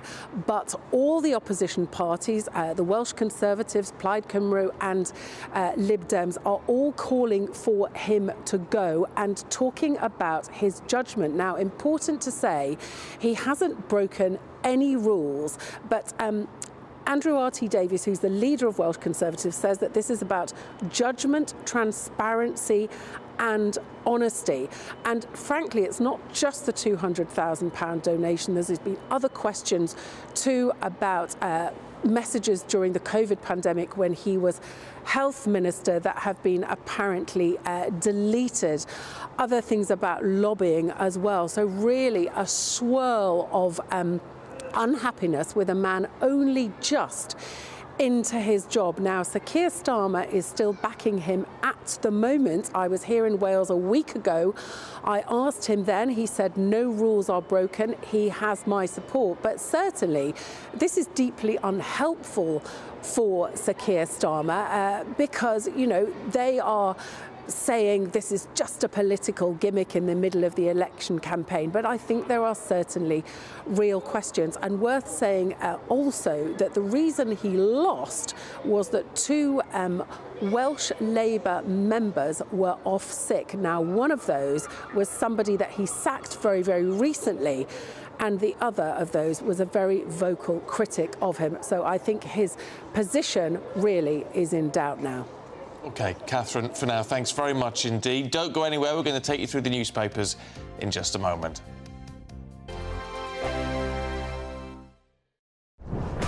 This is GB News, and we are Britain's election channel.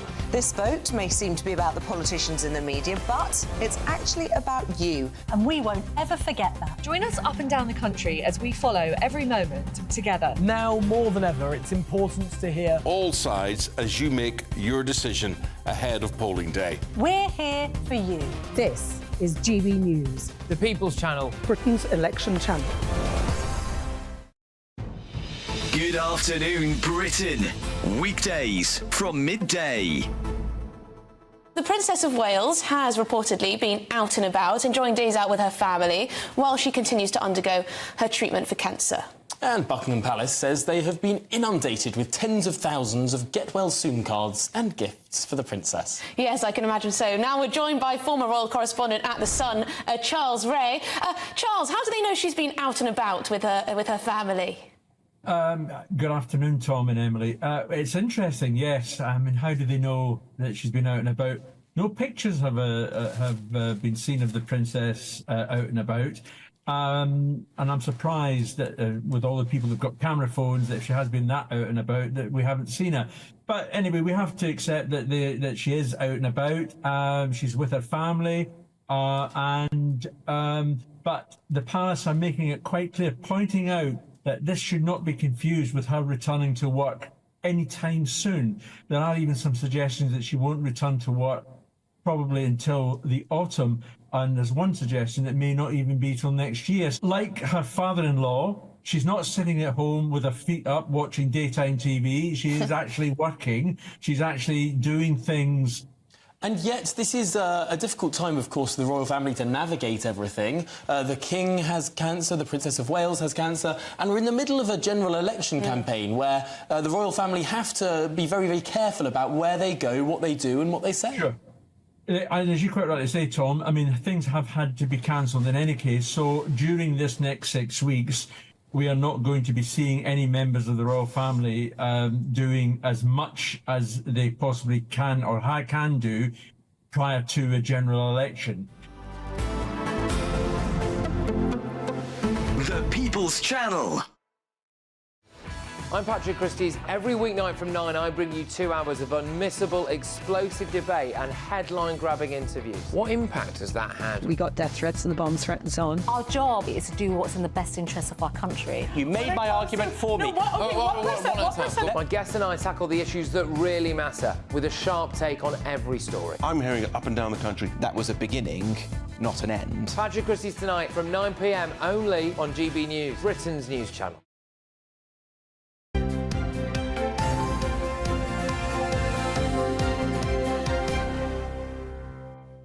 All right, let's see what's in the papers very briefly with former Special Advisor to Michael Gove, Charlie Rowley, former Labour Advisor, Scarlett Maguire. Morning to you both. I know we were just talking in the break about what we should talk about today, and I've decided I want to go on this reform, Scarlett. It's in the Telegraph. It's this, because I think it's fascinating that amidst all that's happened, Farage taking over the Reform Party, which has been a bit of a head shaker, hasn't it? But it's pulled Reform up in the polls, so it's 2 points behind the Tories.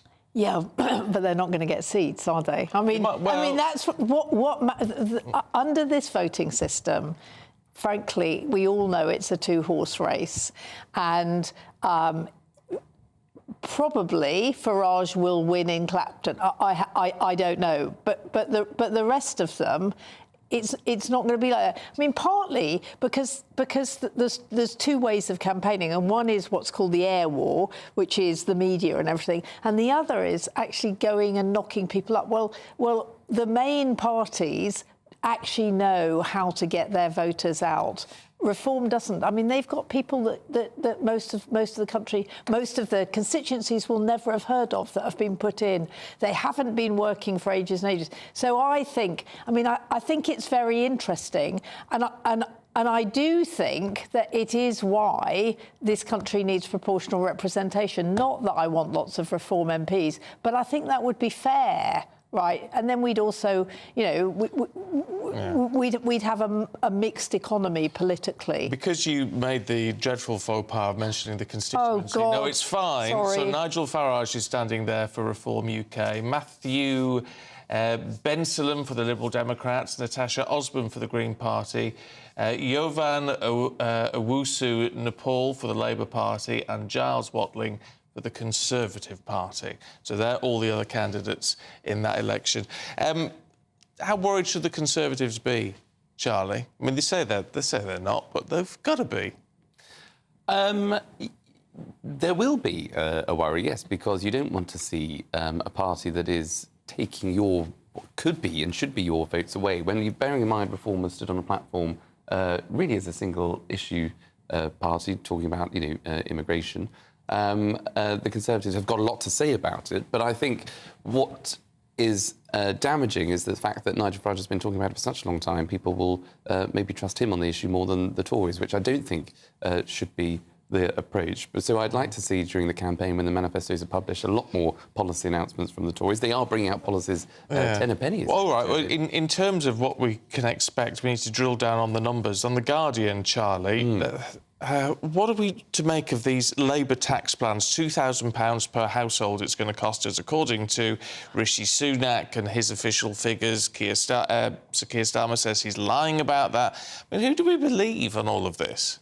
Well, there was a document that came out from the Treasury which was signed off, and it listed, obviously, so they had costed Labour's plans, of course, to be up to date as possible during a campaign. Additional things were added from what came out from Labour documents. But the head of the Treasury said no, and Gus O'Donnell, who used to be, the top Mandarin, was saying yesterday, this is grubby politics. It's gone on for years. Both parties do it. They pretend that it's independent, but actually they say to the civil servants, cost this, cost that. It's absolute rubbish. But talk about grubby politics. Why won't Labour, I've got 20 seconds, why won't Labour answer the question about taxing state pensions? They've been asked and asked and asked in the TV debate, and I've asked, and they won't give an answer. Well, because the problem is there's nothing that they can do. I mean, on that, you failed to give us an answer on that, Scarlett. We're out of time. Here's the weather. That warm feeling inside from Boxed Boilers, sponsors of weather on GB News. Hello, very good morning to you. Here's your latest GB News weather update brought to you by the Met Office.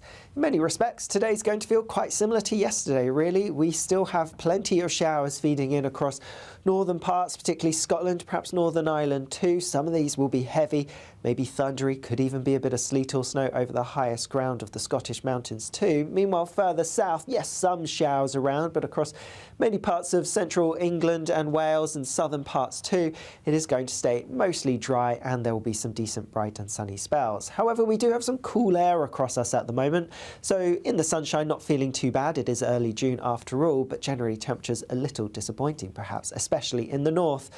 As we go through this evening then, still watch out for some heavy showers across parts of Scotland, and like I said, there could be some rumbles of thunder. There could even be a bit of hail mixed in, which could cause some problems on the roads, and all the time some winteriness possible over the Scottish peaks. Also plenty of showers as we go through this evening across northern England, Northern Ireland, but a drier story further south. Yes, there are some showers, but any showers here are going to be pretty short-lived, quite fleeting, and most of us will avoid them. Overnight, we are going to stick with the north-south split when it comes to our shower amounts. In terms of across the south, it is going to stay largely dry and some clear skies here. Further north, plenty of showers. In fact, a swathe of more focused showery rain pushing its way in across Scotland as we go through the early hours of tomorrow morning. Where we get the clear skies, it is going to be a bit chilly. Temperatures could drop to low single figures, perhaps. A touch of grass frost is possible in a few spots. The showery rain across Scotland will feed into northern England as we go through tomorrow morning. Further south, again, a few showers are possible, but generally a fine picture here, but a bit more cloud as we go into the afternoon. Elsewhere, and there will again be plenty of showers pushing in across parts of Scotland, possibly Northern Ireland too, and once more, these could turn heavy and maybe even thundery. Bye-bye. A brighter outlook with Box Solar, sponsors of weather on GB News.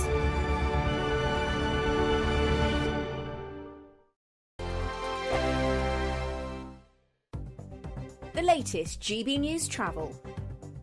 Good morning, I'm Russell Holding. In Hertfordshire, the High Street in Harpenden is closed each way after an accident overnight, causing delays. The M25 in Essex is partly blocked anti-clockwise by an accident just after junction 27 for the M11, causing 5 miles of queues towards there. Also in Essex, the A13 is partly blocked westbound by an accident just after the A128 at the Orsett-Cock interchange, causing roughly 3 miles of queues towards there from Stamford-le-Hope.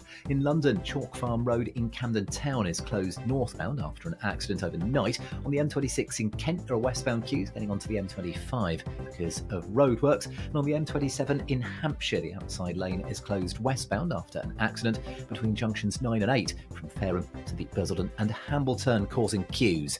And that's the latest.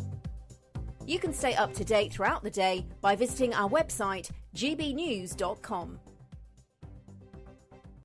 We've got summer sewn up with an incredible trio of treats, and you could win them. First, there's a fabulous £15,000 in tax-free cash to ensure this summer is special. What would you spend that on? Next, you'll also receive the latest iPhone 15 and a set of Apple AirPods. And finally, £500 to spend at your favourite UK attraction. Fun in the sun could be on us. For a chance to win the iPhone, treats and £15,000 cash, text prize to 63232.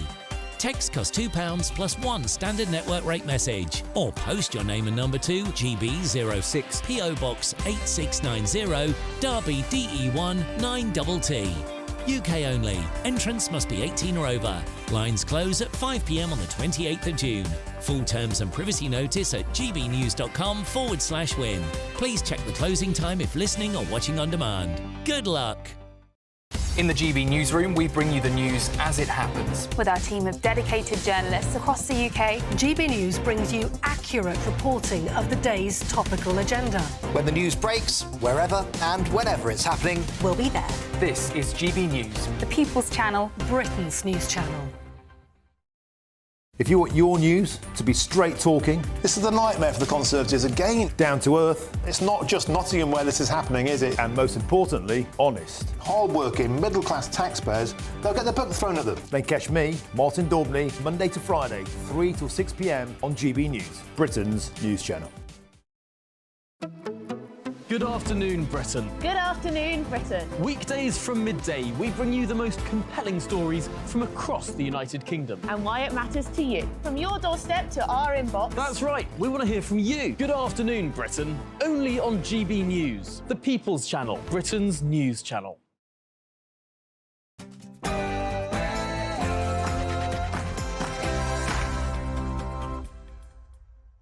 Good morning to you. It's 8 o'clock on Thursday, the 6th of June. Today, in this special edition of Breakfast, I'm in London and Ellie is in Normandy.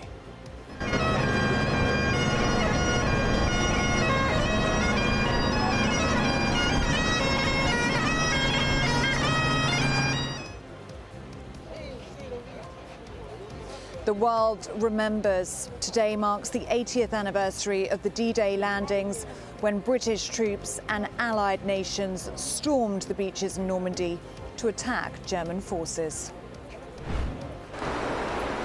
Royalty and leaders from around the world gather alongside veterans here in Normandy to commemorate the momentous and historic occasion.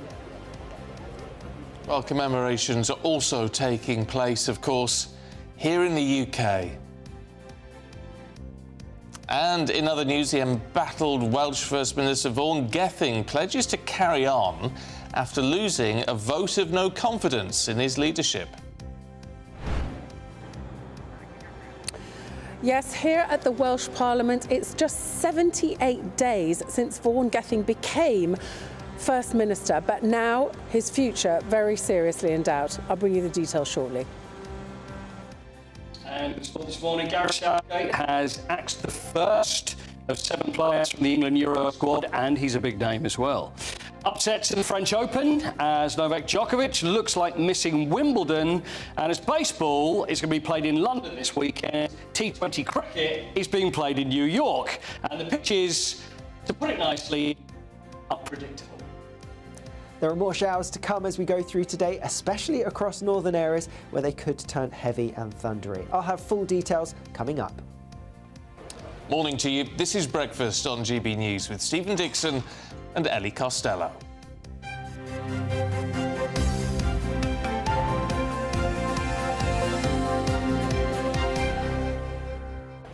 Well, let's take you straight to Ellie Costello, who's at Gold Beach in Normandy, where it's been already the most remarkable morning, Ellie, and yet there is so much more still to come in terms of commemorations today.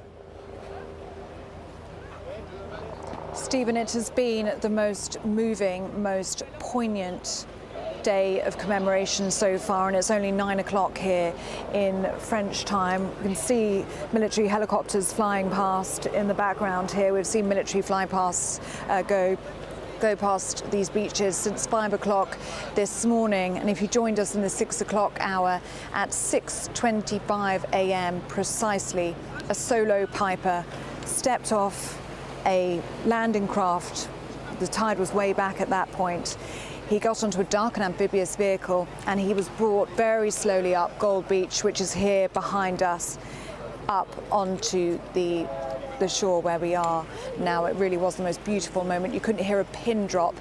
Really such an emotional morning, and there is going to be a day of commemoration, rightly so, to those troops that so bravely and so courageously fought their way through these beaches and inland against the Germans. And on Gold Beach now, this was a British beach. 25,000 British troops landed here on D-Day, the 6th of June 1944, 80 years ago today.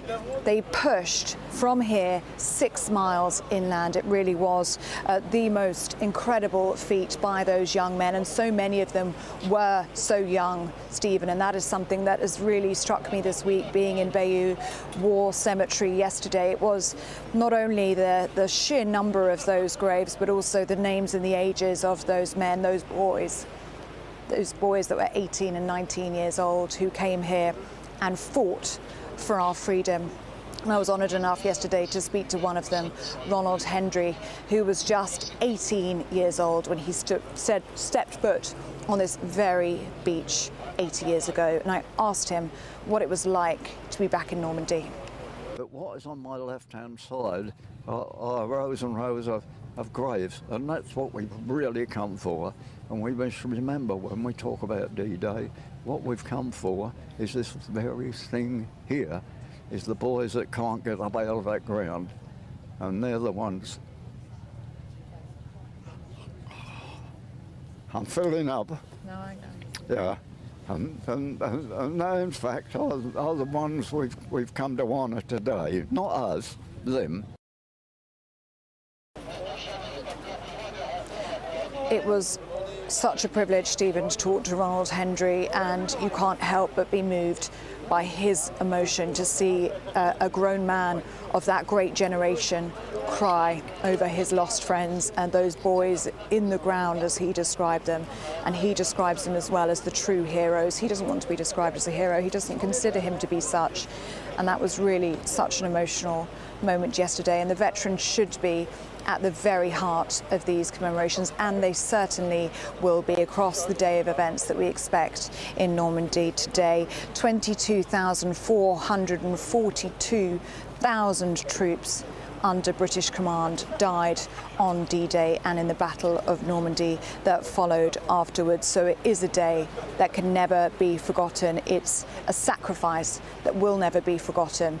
And part of remembering that and ensuring that these men and their great sacrifice will never be forgotten is the next generation coming and paying tribute and remembering what these great men did for us. And I'd like to welcome some of them in now. These are veterans from more recent services. They've served in Northern Ireland and several other conflicts as well.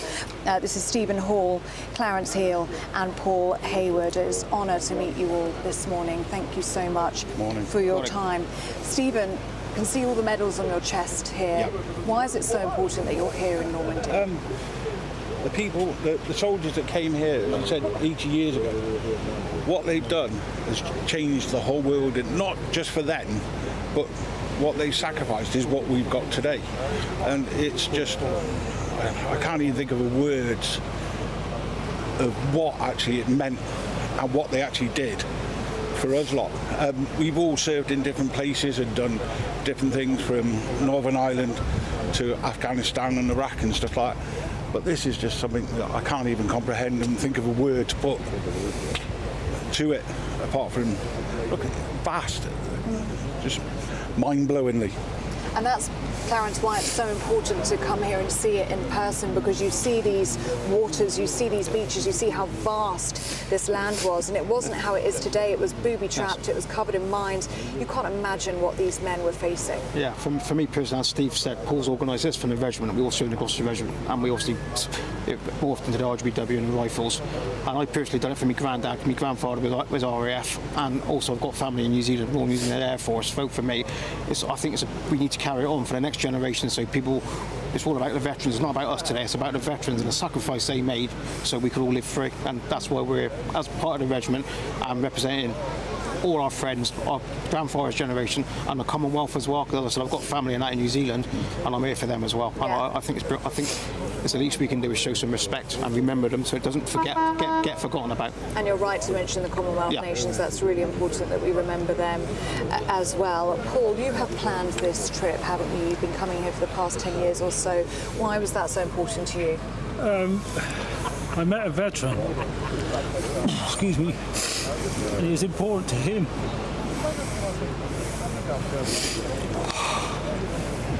I can see that this it's Len Cox, who's a personal friend of Paul's. He passed away recently. He was with the Gloucesters that landed here, and Paul has done this for the last 10 years on behalf of the regiment. He brings different groups every year, and as you can see, this is what it's all about. And this is why we're here for Len Cox. And this afternoon we're going to go up to the memorial when it quiets down a bit and lay our wreaths and pay our respects to Len. And this is, if it weren't for Paul, or I wouldn't be here today. It's the same with Steve. Like, he's organised a fantastic trip on behalf of Len Cox from the Gloucesters and all the other veterans. Well, Paul, it is absolutely incredible what you do, and so very important that you all come here and remember what happened here, remember your friend. It is important, you know. Like I said, it's not just for that. We need to remember, and the next generation needs to remember and carry it on, because we can't do it for the rest. We'll do it for the rest of our lives, but they need to carry it on. And in 100 years, when the 100 years celebration comes on, they want to be here celebrating this, you know, for as much as it is for us to be here. I mean, my sons have been here, so they know. I can see how emotional you are and how struck you have been by the loss of our great veterans, and their numbers are dwindling.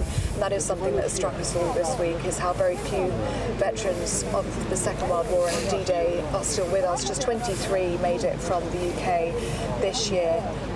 it's more important now, more than ever, isn't it, to pass on that torch and to pass on their legacy? Well, in 5 years' time, at the 85th, probably won't be any. It'll be up to us then to be coming in and making it known and remembering them, because they're just not going to be here. Do you feel that weight of responsibility as military men? Yes. As that next generation, that you have to come here, you have to be their voice? It's all about respect, and that's the biggest word for it. Respect and honour, then. Yeah. Respect and honour. I'm sorry to cut in there, but do you know what? The other thing I would say, I am absolutely astounded how much the French the French nation have put into this. I'm blown away by everything that you see today that they've done. Describe to us, Stephen, because for people who aren't here, it is quite incredible, isn't it? Yeah, it's near enough every single house. They've got the flags out. They're always coming up. They're saying thank you. They're like, thank you to your the other generations of what they did for them. It's just something you need to come and see, especially along the beaches and stuff like that. You see it now and it's all like, oh yeah, touristy, but in the day, I'd hate to think what it was like. As I said, as you mentioned before about all that minefields and defences that were all set up again. And the people here, they appreciate it so much. It is, same again, it's quite humbling. It is humbling. They still very much see the Allies as liberators, don't they? And they're so grateful to see us all every D-Day anniversary. Thank you so much. It's an honour to meet you all. Stephen Hall, Clarence Hill and Paul Hayward. Thank you, all of you. Thank you very much. Thank you for being here, and thank you, most importantly, for your service. Not a problem. Thank you very much indeed. Thank you. You can see the emotion there from the veterans from more recent service, real raw emotion, talking about the great men that went before them. Really beautiful there to hear from Paul Hayward. We're going to speak to Sophie Reaper now, our reporter, who is in Arromange Parade Square. Morning to you, Sophie. Good morning, Ellie. Well, poppies to remember, a key symbol here in Arromange and all over France and all over the world today on the 6th of June, 8 decades after the D-Day landings first began here on the beaches of Normandy. Even some of the French police have been given poppies to wear as a symbol of remembrance by some of the British servicemen who've travelled over for this very, very special occasion. And that's what it's all about, of course commemorating those Allied troops, Canada, the United States and of course Great Britain, but also all those other countries who played their part: Norway, Belgium, Poland, the Czech Republic and so many others. All of those men who were willing to risk their lives 80 years ago today. Now we are in Arromange, as you say, this morning as the D-Day commemorations and celebrations have begun now. We've been here in Arromange for the past few days, in fact, taking in the atmosphere, speaking to people, speaking to families, hearing why it is that they've travelled over to France for this very special day. Of course, 80 years ago today since those D-Day landings began. Now, it's relatively quiet here in Arromange at the moment, but in the next few hours that will change. We will be seeing thousands and thousands of people in this small part of France alone. There will be many events taking place. We've seen military craft. We saw the Piper, which you spoke to earlier, landing at 7:25 in French time, 6:25 in British time this morning, as he marks the exact time that British troops would have landed on Gold Beach this morning. And we expect it to be an incredibly special day here in Arromange and all over France as those commemorations continue 80 years on from D-Day. Sophie Reaper, thank you very much indeed. It has been the most remarkable week of commemorations here in Arromange, and it culminates here, doesn't it, on D-Day, 80 years to the moment since those British troops set foot on this sand. And Sophie just described there the moment where that solo Piper made his way up the beach at precisely 6:25 this morning. Let's have a little listen to that. part in this 80th anniversary to remember the fallen soldiers and the veterans who are still with us today.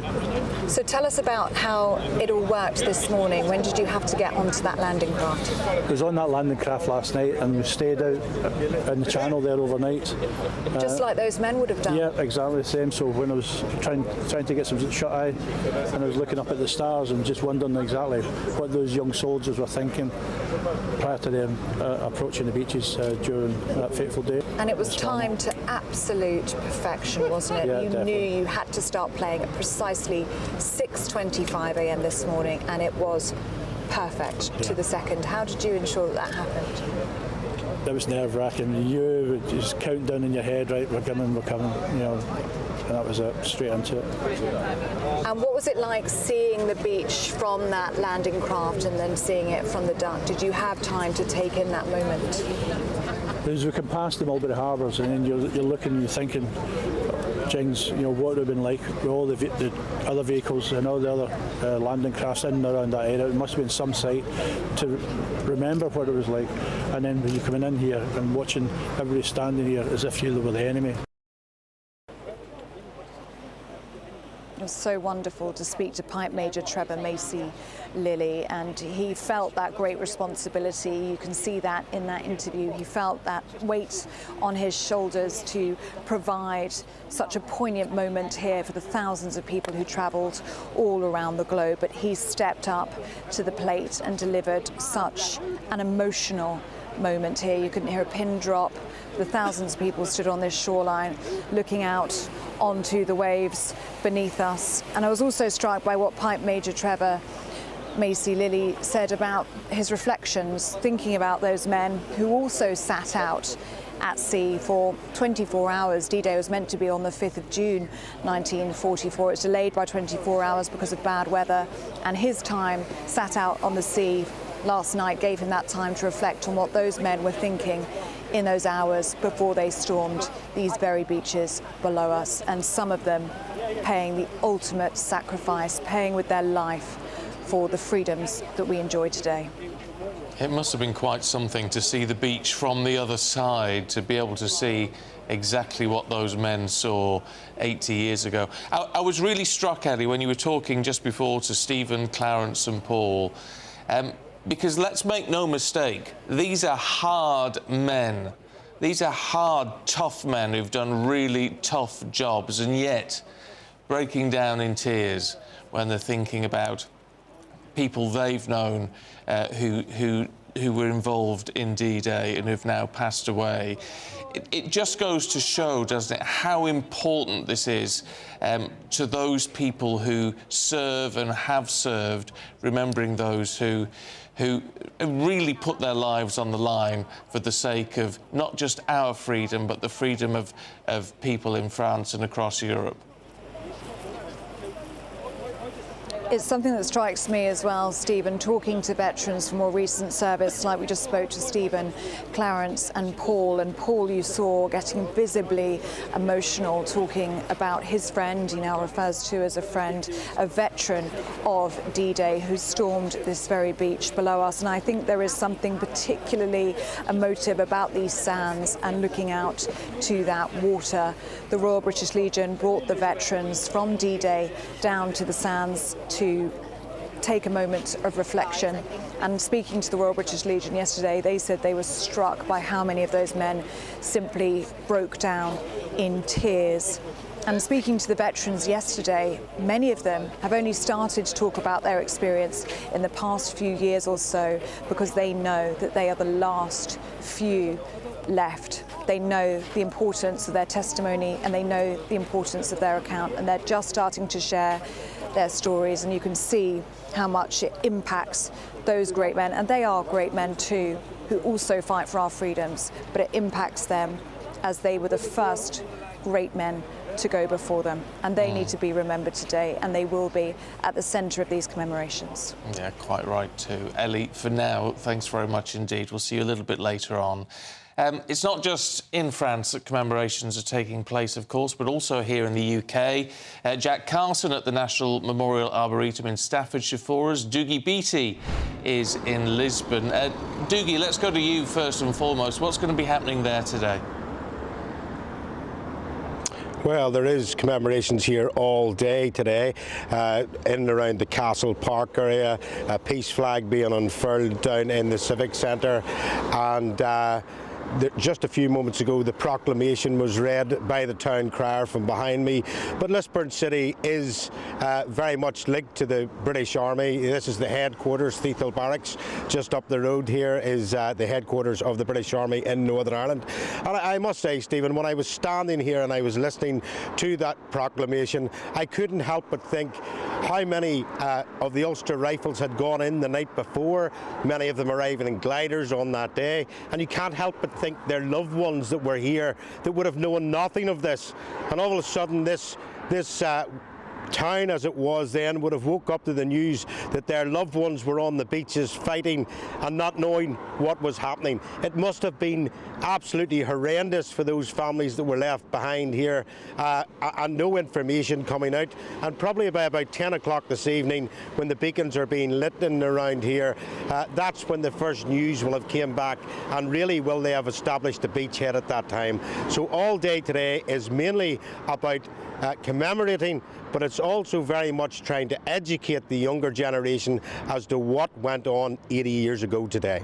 Yeah, you're quite right, Doogie, to remember those families who just would not have known what was going on, just hoping and praying for the safe return of their loved ones.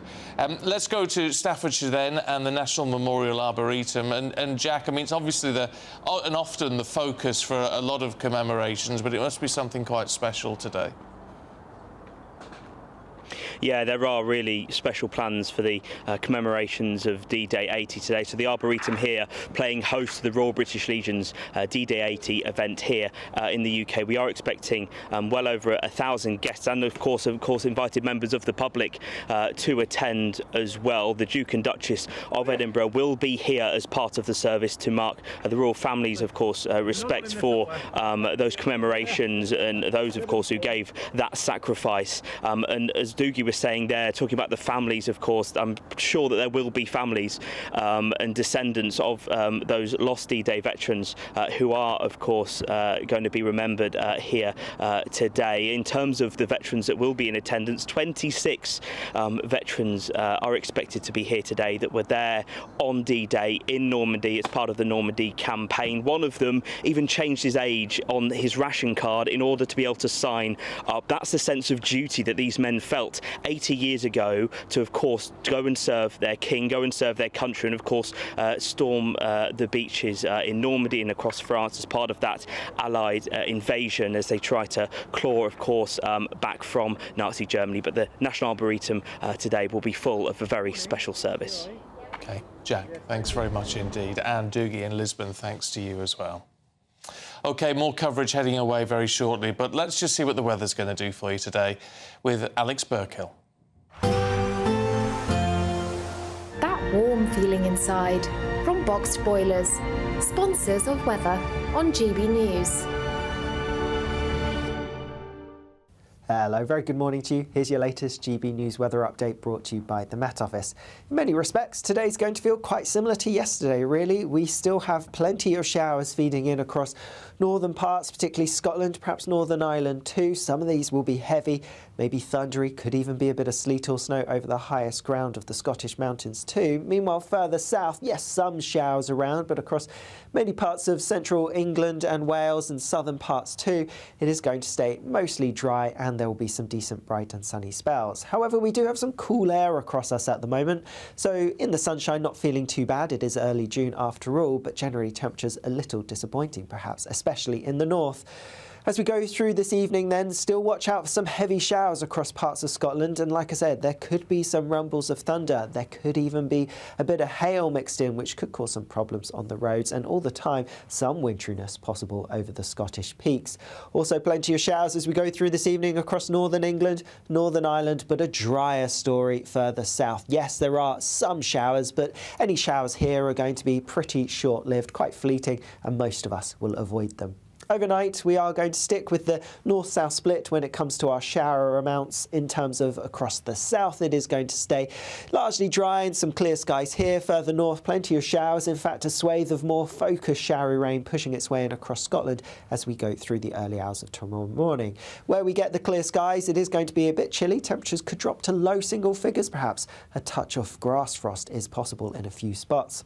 The showery rain across Scotland will feed into northern England as we go through tomorrow morning. Further south, again, a few showers are possible, but generally a fine picture here, but a bit more cloud as we go into the afternoon. Elsewhere, and there will again be plenty of showers pushing in across parts of Scotland, possibly Northern Ireland too, and once more, these could turn heavy and maybe even thundery. Bye-bye. A brighter outlook with Box Solar, sponsors of weather on GB News.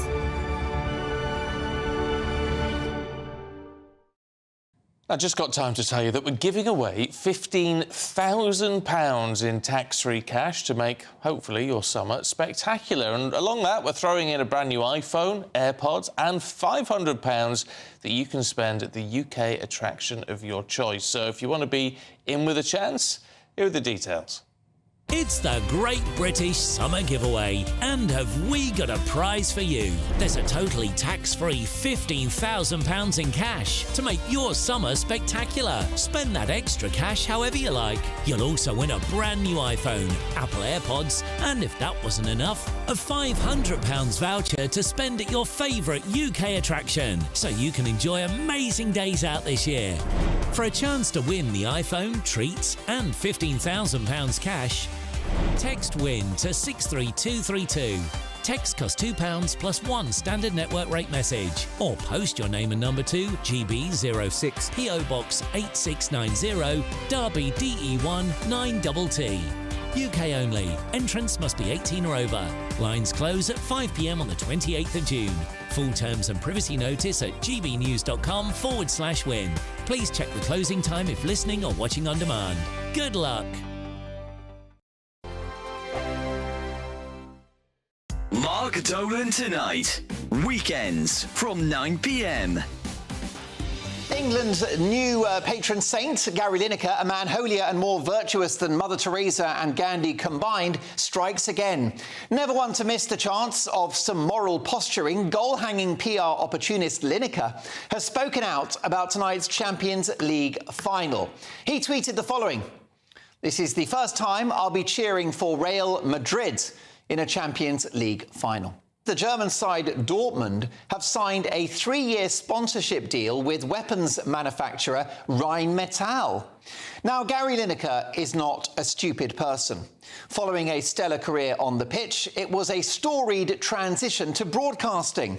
And let me tell you, he's worth every penny of that £1.3 million a year of licence fee payers' cash to introduce football clips. So how did it escape the attention of this bright man that our democracies and our freedoms are protected and defended by the weapons produced like companies such as Rheinmetall? In fact, we should big up, not cancel, Rheinmetall, who have produced some of the armaments which are now helping Ukraine. Well, I'm very confused because I thought Gary Lineker was very supportive of Ukraine and their battle for survival. But now he wants to take their weapons away. I'm very, very confused. After all, they're going to need weapons with which to defend themselves. They can't fight by sending off tweets like Gary does. Now, many people love Gary Lineker. He has over 8 million followers on Twitter. This idol of the progressive left battled HMRC in court to reduce his tax bill by almost £5 million. This latest Lineker rant about war is weapons-grade nonsense. Sorry, Gary, but you're firing blanks. The People's Channel. Hi there, I'm Michelle Dewberry and I'm going to take a second to tell you all about my show, Dubes & Co. We start off with the issues of the day. We then bring in both sides of the argument. We get rid of the disrespect. And then you throw me into the mix. And trust me, I'll tell it exactly how it is. And then, of course, the magic ingredient, you at home. We mix it all together and what have we got, in my opinion, the best debate show in town. Monday to Friday, 6 till 7 on GB News, Britain's news channel. This is GB News and we are Britain's election channel. This vote may seem to be about the politicians in the media, but actually it's about you. And we won't forget that. Join us up and down the country as we follow every moment together. More than ever, it's important to hear all sides as you make your decision ahead of polling day. We're here for you. This is GB News, the People's Channel, Britain's election channel.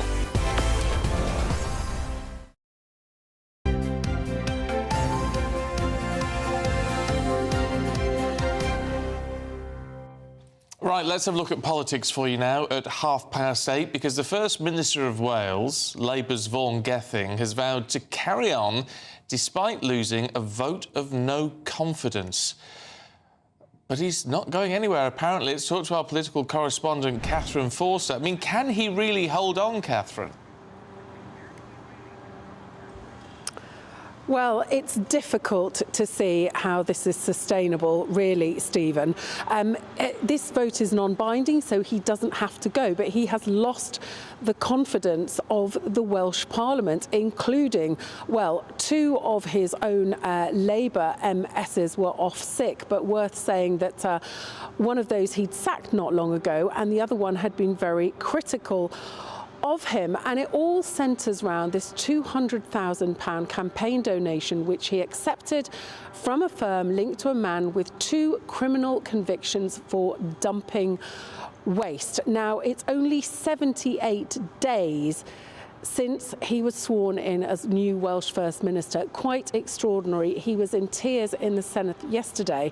But I'm joined now by Sam Rowlands. He is Conservative MS for North Wales. Thank you so much for talking to us today on GB News. First of all, can you explain to us why the Welsh Conservatives brought this vote? Because he didn't break any rules, did he? No, it was a matter of a few things that concerned both us as Conservatives but other members of the Parliament over recent weeks. It's a matter of judgment in the main and honesty. So you mentioned a £200,000 donation, which is murky to say the least, but there's also a significant issue about the deletion of WhatsApp messages. So he denied to a COVID inquiry that he deleted any WhatsApp messages. Then there's a leak showing that he actually had instigated him and other colleagues to delete WhatsApp messages following the COVID time that we all experienced. And then thirdly, the other issue was the sacking of the minister, who you mentioned a moment ago, without any proof as to why that sacking was the right thing to do, because that minister completely denied any wrongdoing whatsoever. So it's a compounding of issues that has lost the confidence of the Welsh Parliament here.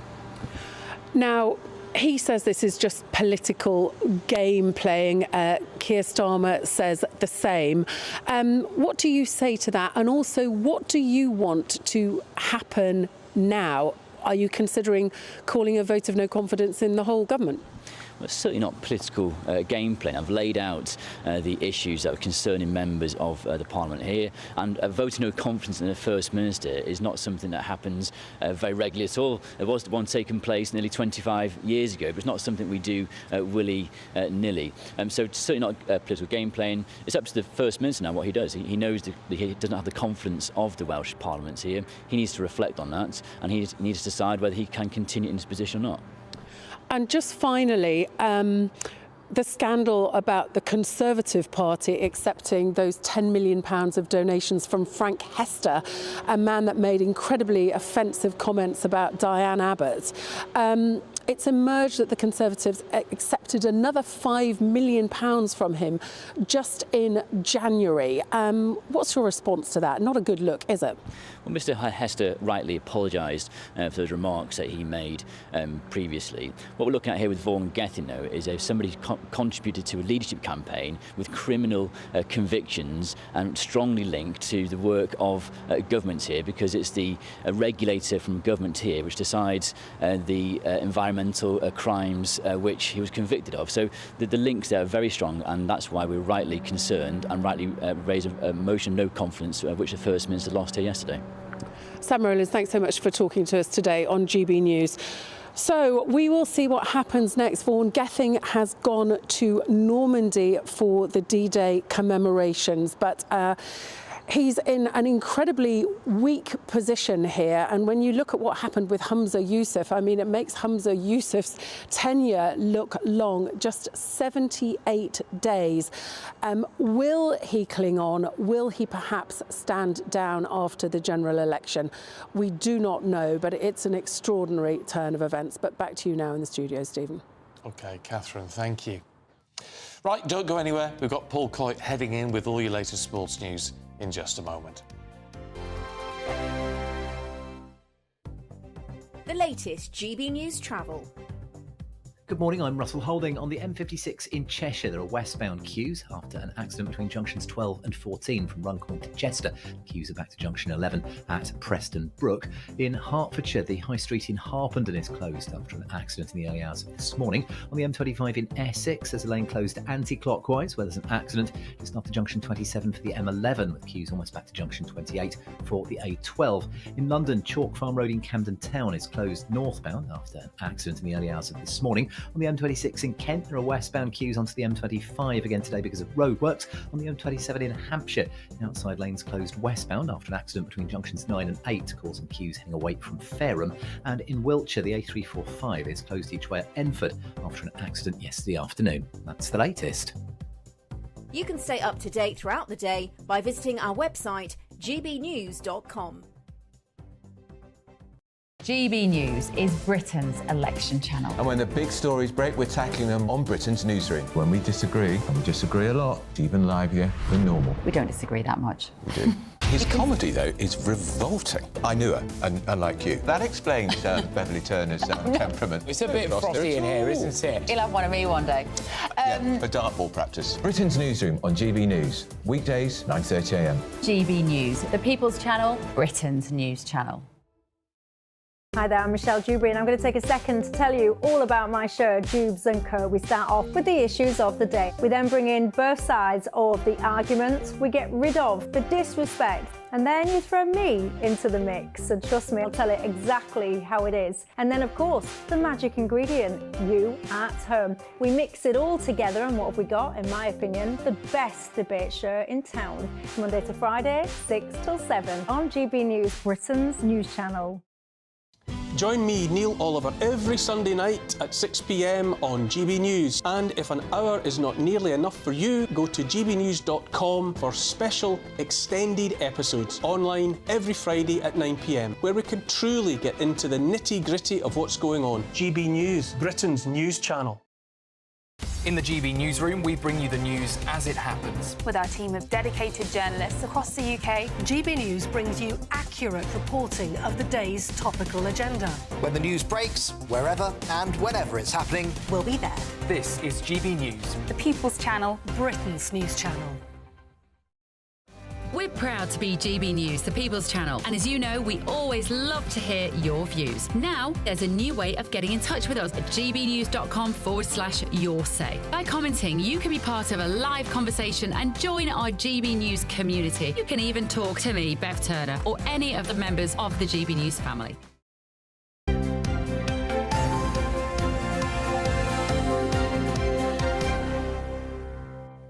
Time for the sport. Paul is here. Good morning. Good morning, Stephen. Gareth Southgate's been wielding the knife then? Yes, he has. Or the axe. Well, yeah, yes. That's true, yeah. Thing is, how would you want to be? So, if you, let's say you're an England footballer, you're in the 33, yeah, and which is obviously it's a possibility. And then, though, you're a bit nervous, you think that you might be one of the 6 that's going to be axed, one of the 7, I should say. How would you prefer to be told? Would you just want a text? Would you like to be sat down because they're waiting outside the office? How would you? See, I imagine you've never been fired. I've been fired hundreds of times. I think you'd want to be in face-to-face, I should think. You think so? But that's still a bit difficult, isn't it? Because James Maddison is the first one. Ouch. I know. And the thing is, we expected the whole thing to be done on Friday because this is when Gareth Southgate was going to announce, or will announce, the 26th they're going to be going to Germany. But obviously they need to be told beforehand. So it's like, well, you say, well, keep it quiet. You're not going, so don't say anything. So he's left. I don't know whether you would then think, well, there's no point me hanging around. So I don't know whether it's like he's just walked away and then they've realised that he is going to be on the list. But there's another 6. So When they're going to be told, whether they're told today, which is more than likely. Could they know already? I think they probably could. But there's another friendly, you see, against Iceland tomorrow night, and then the 26th will be announced after that. So surely he's not going to be going, I just want to see how you do in this game, then I'll make the decision. I'm sure the decision's been made, and I'm sure the others know. But they've probably just got to keep tight-lipped. It's hard, but you just got to say, look to the next one. Exactly, yeah. Look to the next one. Absolutely. So anyway, that's where we are. Try to be positive. Absolutely. You're not going, have a lovely summer, you can go on holiday. How about that? Go to Tenerife for a couple of weeks. Now what's going on with Mira Andreeva? Mira Andreeva. She was... She's only a teenager, She's a professional tennis player. She was born in 2007. Isn't that ridiculous? What? Let's see her in action, shall we? Youngest women's Grand Slam semi-finalist since Martina Hingis back in 1997. That's her there in the yellow. You'll see, she just looks so young. 17-year-old Russian. And she beat Arina Sabalenka, who's the number two seed. Now, look, she doesn't look happy. The reason she's having... Look, she's a bit under the weather, stomach cramps. Now, it's like, what are we going to do? Have a look here in front of everybody? I don't think so. No dignity, is there? I know, but the thing is, do you know what she did to try... Now, what she's drinking there, she had 2 cans of Coke, she said, to try and ease the discomfort. Oh, yeah. I'm no doctor, but I don't know whether that's going to make you a little bit windy while you're playing tennis. And if you've got an upset stomach, though, is it it's quite good? Yeah, yeah? I was always told that as a But kid, it would make you a bit burpy, though, while you're playing, wouldn't it? So... Possibly. Shake the can first. You did what? Shake the can Oh, first. yeah, absolutely. Sorry, I'm a bit northern then. Shake it up. But anyway, she looked uncomfortable throughout the game, so she was knocked out. And the other one is Jasmine Paolini, who is Italian, 12th seed, and she beat Elena Rybakina from Kazakhstan. So it's going to be a Paolini Andreeva semi-final, and the other one, this is probably where the winner's going to come from, is Iga Swiatek against Coco Gauff of America. Right. So that's today. Just thinking 2007, I think that's the last time I bought any new clothes. It was the last time I played tennis, probably. Actually, no, it's probably before that, come to think of it. Yeah. It's scary, isn't it? Novak Djokovic, by the way. Oh, yeah. A little update on him. Doesn't look like he's going to play at Wimbledon because he's now going to have an operation on his knee. Right. The thing he wants to win is the Olympic gold medal because it's the only thing he doesn't have. Right. So that would complete the collection. 37 is obviously going to be the last Olympics he'll play in, so he needs to make sure that he's all right for that. OK. Can we get a bit of romance? Talking of the Olympics. Yes. The Olympic flame. The Olympic flame. The Olympic flame. Where is it today, Paul? Well, it's funny you should say that because I was going to tell you it's on its way to the Atlantic because it's about to go to Brest and cross the Atlantic. Now, look at this fella here. Now, look at him. He's walked away. He said, hold the flame. It's in Loire Atlantique. That's Raphael Riet. His name is. He hasn't just got a bystander. That's actually his girlfriend. Hold the flame, please. Will you marry me? She says yes. The flame's gone. I mean, for crying out loud, it's the greatest moment there. Where's the flame? He's too much in love to care about the flame. But I don't know whether you're with me on this. I've got a problem with public proposals. I always find them a bit... You know, it's almost like you're going to have to say yes because everybody's watching. Yeah. But yeah, so I'm not a fan of that. I'm not a fan of that. I hate to seem like a killjoy, but I mean... It's like on a plane and someone says, and stands in front of everybody. It's like, well, you can't say no, can you? No, just do it somewhere nice and private. Exactly. So anyway, he's then taken the flame... He didn't get on his knee, anyway. Did he not? No. The thing is, though, he's got a long time with the... So it's probably knees were hurting, so that's probably the reason. So he probably couldn't get down on his knees. But anyway, there it is. So the Olympic flame now will go from Brest and it will go across the Atlantic and it will head to French Guiana, where they're going to go around all the other areas and the French colonies before it comes back to... Oh, there he is again, look. How does she look? What do you think?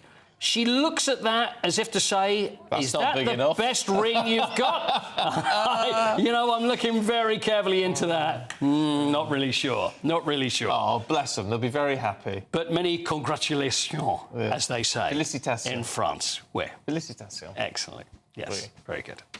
Bonsoir. And arrivederci and all that. Close. Yes, I'm getting there. But non cigar, mon ami. That's how close you were. Excellent. Thank you, Paul Kite. Oh, by the way, when the Olympics come around, I'm going to do the whole thing in French. Just to let you know. Yeah, yeah. That'd be brilliant. I'd pay good money to see that. There you go. You may I'd pay good money to see Charlie Rowley and Scarlett Maguire take us through the papers, which is just as well, because they're here in a couple of minutes.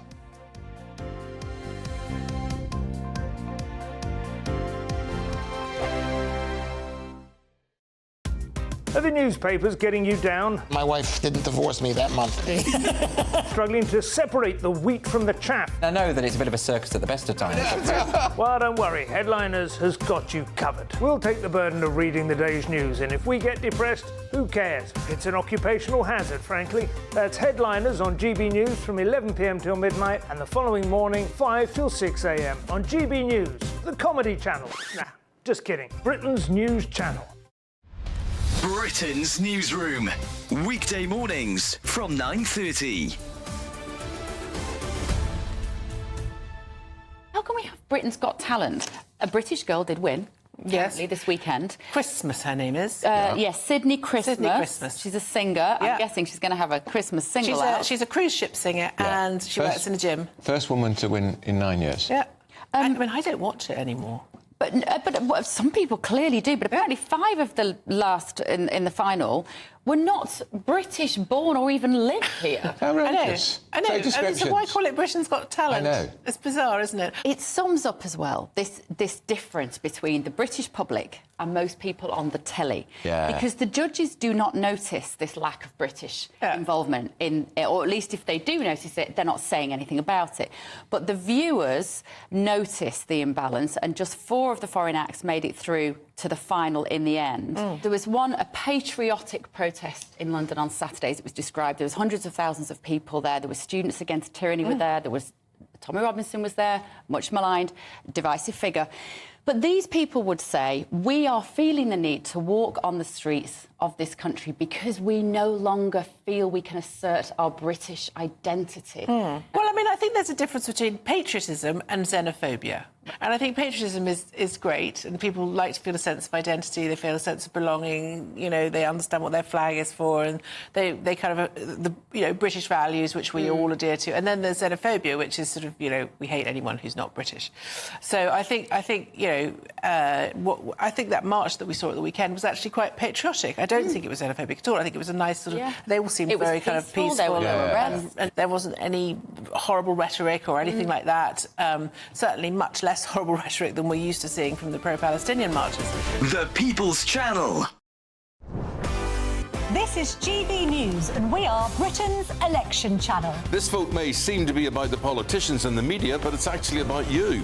We won't forget that. Join us up and down the country as we follow every moment together. More than ever, it's important to hear all sides as you make your decision in the run-up to polling day. This is GB News, the People's Channel. Britain's election channel.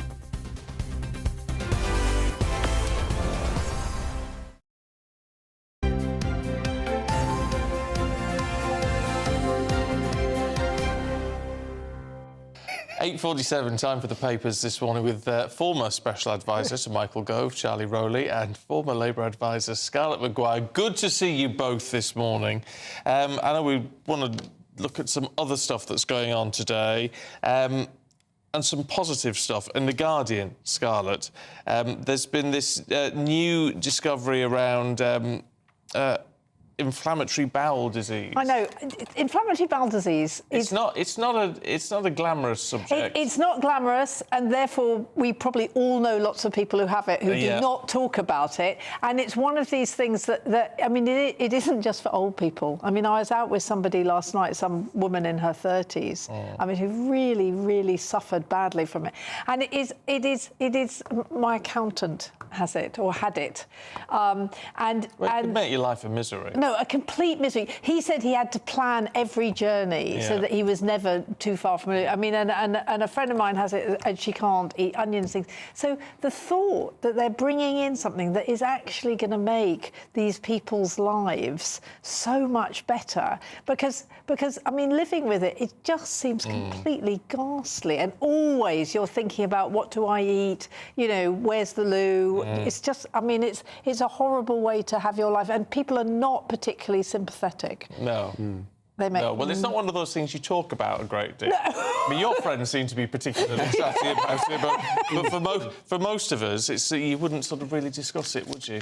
And I say it just makes your life a misery. So they've got something which might be able to, a new drug, is it? A new drug which is going to, which if people take it will just make the whole difference and be able to it's about being able to actually live your life properly once you take it. Yeah, I mean, it's completely different.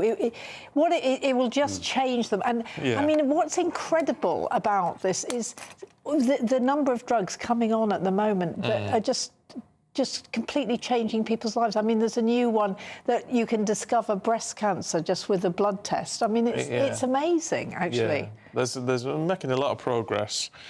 Long may it continue. Can we have a look, Charlie, at the Times? Vaughan Gething. The knives are out. Well, it's something for the Tories to get stuck into, isn't it? Yes, and it was Andrew R.T. Davies, leader of the Welsh Conservatives, that called the vote of no confidence in Vaughan Gething, who's only been in post for less than a few months. 78 days. 78 days. I mean, it is... But he's not going. He's lost the vote, but he's not going, because he only lost the vote because 2 of his own party were off sick. I mean, they're two people who don't like him very much, we know that, but... Yes, a minister that he sacked and one who was away, but they're both claiming to be ill. And it is just not a good look. If you are the first minister of a devolved nation, having, as you say, been in post for just 78 days, to then have a vote of no confidence called against you, which I do think was absolutely right and fair, because there do seem to be questions to answer. It's not as if Vaughan has necessarily done anything wrong. He's taken money, he's taken a donation to help his he categorically hasn't done anything wrong, apparently. But it's the it is where the source of the money comes from, which I think will be questions. But also the money was one thing, but then there was something else as well. Yeah. but this is where the money's important. But this is where the hypocrisy of it all comes in, because he might not. The deleting of emails, deleting of emails and messages that he wrote involved. But he's not technically done anything wrong. But if the shoe was on the other foot, Labour would be calling for his head, but now they're sort of saying, "Oh no." Oh no! I mean, absolutely, and I mean, it genuinely it is about judgment. And it's all very well for the Tories to talk about judgment, but this man who said that Diane Abbott should be shot, I mean, the Tories have just taken another £150,000 off him. They took $5 million off this guy. He's the biggest Tory donor. So, I mean, I think to start lecturing us about judgment in taking money, I mean, I think there's a real problem about political funding, actually, and the fact that all the parties will lower themselves to do anything to get money and make promises or not. I mean, certainly Vaughan Gething says that he's never promised anything, but I think this dependence on rich people. For the sake of the problems which this is going to cause for the party, should he go as a party loyalist? I think he has to go, actually. I think if there's a vote of no confidence in him, that he will quietly go. I think it's a real shame. I mean, I do not know him. I only know him through the media. I've always been really impressed with him. It's very difficult, I think, to recover from, when you get a vote no confidence, particularly from, as you say, people on your own side that are absent. But I think that there is a slight difference. I mean, look, Scarlett's right. There will be lots of questions about how parties take donations. What's different, I think, in this case is this was a donation that was directed to him for his leadership. So it was a direct investment in him, not the party, not Welsh Labour, not the Labour Party. It was a £200,000 that went directly to him, and he took it from a man that was that has a criminal conviction. I mean, he took it in a leadership campaign. I mean, that's what. Exactly. I mean, yes, exactly. It is important that it wasn't just, for him. I mean, it was for a leadership campaign. But I think it has really stained him, and I think it's a terrible shame. It's interesting, though, if you say party donations need to be looked at. Of course, the Conservatives tend to get more, but then they need to because they're not funded by the unions. Well, the unions need to be looked at, don't they? In terms the thing about the unions is people opt in. I mean, the unions are a bunch of people, and most, I mean, union members want the Labour to win. I mean, they know what's going on. I mean, the companies that give it, I mean, they don't talk to their shareholders about whether they can do it. They don't talk to their employees about whether we can do it. But I mean, I was out last night with somebody, I mean, a Morsi Terrible. Well, the what unions run the happens? Labour Party, we knew that. Look at Diane Abbott's reselection as a candidate. Well, there you go. On that note, we've got to leave it, you two. Thank you very much indeed. Here's your weather. Looks like things are heating up. Boxed boilers, sponsors of weather on GB News. Hello, very good morning to you. Here's your latest GB News weather update brought to you by the Met Office. In many respects, today's going to feel quite similar to yesterday, really. We still have plenty of showers feeding in across northern parts, particularly Scotland, perhaps Northern Ireland too. Some of these will be heavy, maybe thundery, could even be a bit of sleet or snow over the highest ground of the Scottish mountains too. Meanwhile, further south, yes, some showers around, but across many parts of central England and Wales and southern parts too, it is going to stay mostly dry and there will be some decent bright and sunny spells. However, we do have some cool air across us at the moment, so in the sunshine, not feeling too bad. It is early June after all, but generally temperatures a little disappointing perhaps, especially in the north. As we go through this evening then, still watch out for some heavy showers across parts of Scotland, and like I said, there could be some rumbles of thunder. There could even be a bit of hail mixed in, which could cause some problems on the roads, and all the time some winteriness possible over the Scottish peaks. Also plenty of showers as we go through this evening across northern England, Northern Ireland, but a drier story further south. Yes, there are some showers, but any showers here are going to be pretty short-lived, quite fleeting, and most of us will avoid them. Overnight, we are going to stick with the north-south split when it comes to our shower amounts. In terms of across the south, it is going to stay largely dry and some clear skies here. Further north, plenty of showers. In fact, a swathe of more focused showery rain pushing its way in across Scotland as we go through the early hours of tomorrow morning. Where we get the clear skies, it is going to be a bit chilly. Temperatures could drop to low single figures, perhaps. A touch of grass frost is possible in a few spots.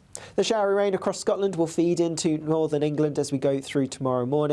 Further south, again, a few showers are possible, but generally a fine picture here, but a bit more cloud as we go into the afternoon. Elsewhere, and there will again be plenty of showers pushing in across parts of Scotland, possibly Northern Ireland too, and once more, these could turn heavy and maybe even thundery. Bye-bye. A brighter outlook with Box Solar, sponsors of weather on GB News.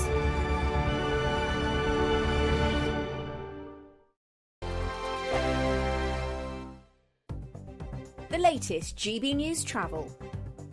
Good morning, I'm Russell Holding. There's disruption to some CalMac ferry sailings in Scotland this morning because of a shortage of staff. On the M56 in Cheshire, there's a lane closed eastbound after an accident between junctions 15 and 14 from the M53 towards Chester, causing delays, and westbound queues from junction 10 at Stretton after an accident earlier between junctions 12 and 14 between Runcorn and Chester. In Hertfordshire, the High Street in Harpenden is closed in both directions after an accident in the early hours of this morning, causing delays.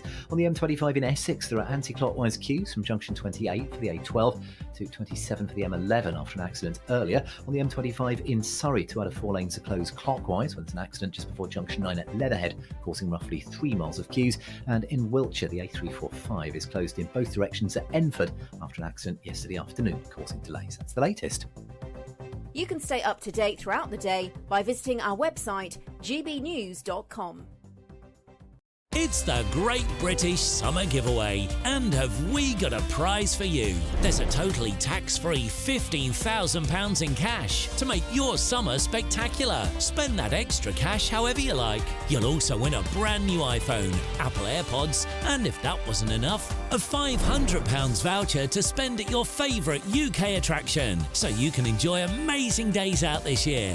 For a chance to win the iPhone, treats, and £15,000 cash, text prize to 63232. Text costs £2 plus 1 standard network rate message, or post your name and number to GB06 PO Box 8690 Derby DE1 9TT. UK only. Entrance must be 18 or over. Lines close at 5 p.m. on the 28th of June. Full terms and privacy notice at gbnews.com/win. Please check the closing time if listening or watching on demand. Good luck. I'm Christopher Hope. From pop stars to politicians, I'll interview anybody in a pub who's got a political opinion. Join me every Friday on Spotify, Apple Podcasts, YouTube or gbnews.com, or wherever you get your podcasts. GB News, Britain's election channel. Join me, Nana Akweer, for an informative, interactive news programme with a difference. It's fun. It's true. You're not wrong. No one will be cancelled. Lovely. Join me from 3 p.m. every weekend, only on GB News, Britain's news channel. Join me, Neil Oliver, every Sunday night at 6 p.m. on GB News. And if an hour is not nearly enough for you, go to gbnews.com for special extended episodes online every Friday at 9 p.m, where we can truly get into the nitty-gritty of what's going on. GB News, Britain's news channel.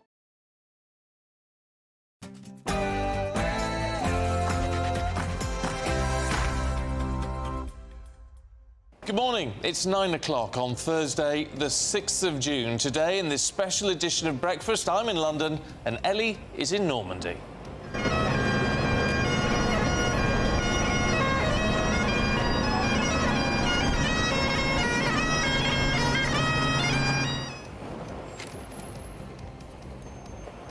The world remembers. Today marks the 80th anniversary of the D-Day landings, when British troops and allied nations stormed the beaches here in Normandy to attack German forces.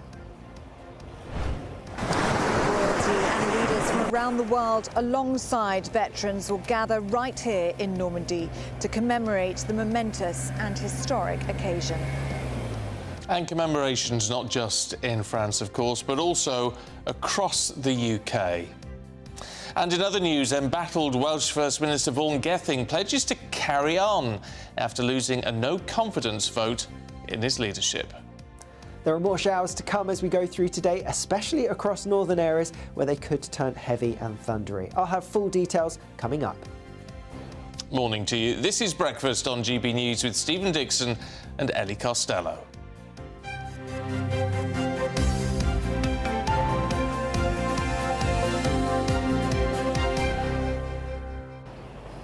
Well, morning to you. What a phenomenal day this has been already as we mark 80 years since the D-Day landings. And as you know, Ellie's been covering it all week. And it's just been a day which is so poignant, Ellie, and actually packed with emotion from what we've seen so far today.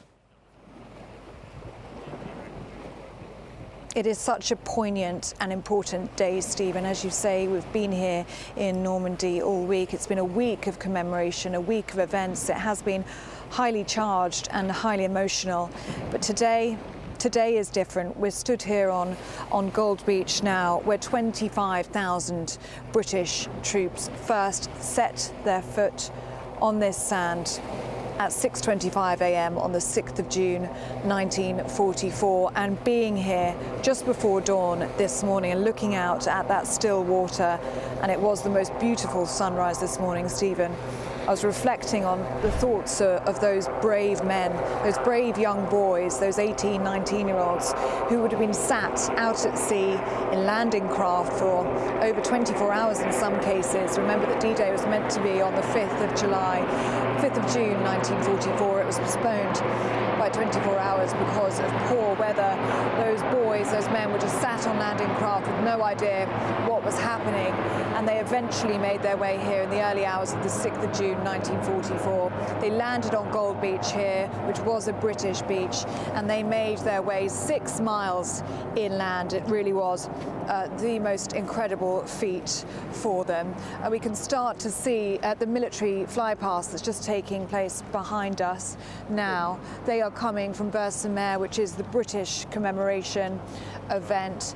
Joe Biden, I believe, may have been in one of those helicopters that's just flown past now. We are expecting, Stephen, a full military fly past in around 20 minutes' time from the Red Arrows, which will be the most incredible sight. It has been a week packed full of events. This morning we saw the Piper, didn't we? The solo Piper at precisely 6:25 a.m. He came down on a landing craft just like those brave boys and men would have done so in the early hours of the 6th of June 1944. He got onto an amphibious vehicle, a duck, and then he made his way up along Gold Beach to where we are stood right now. And Stephen, there were thousands of people here from all around the world, and you couldn't hear a pin drop. It was so emotional and such a fitting tribute to the men who paid with their lives on these sands below us right now. That was Pipe Major Trevor Macy Lilly, and I spoke to him about what that moment meant for him.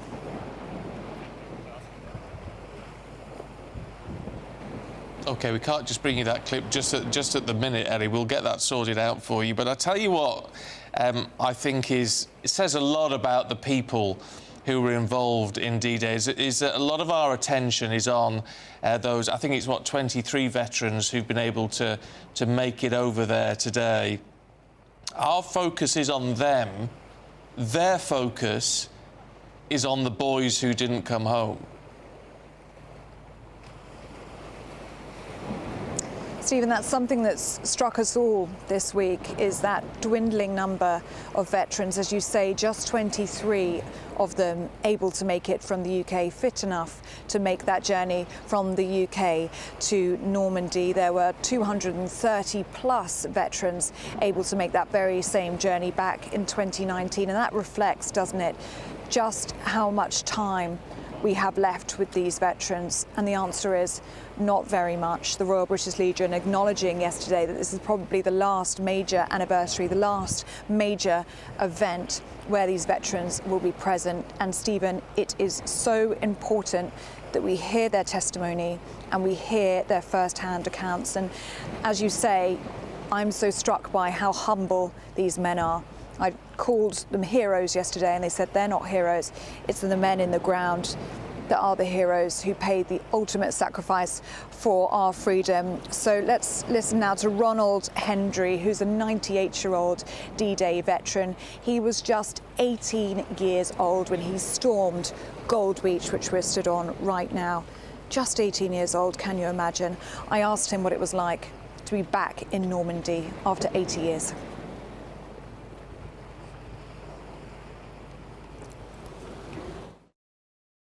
Reading at the Vertimer service. But what is on my left-hand side are rows and rows of graves, and that's what we've really come for.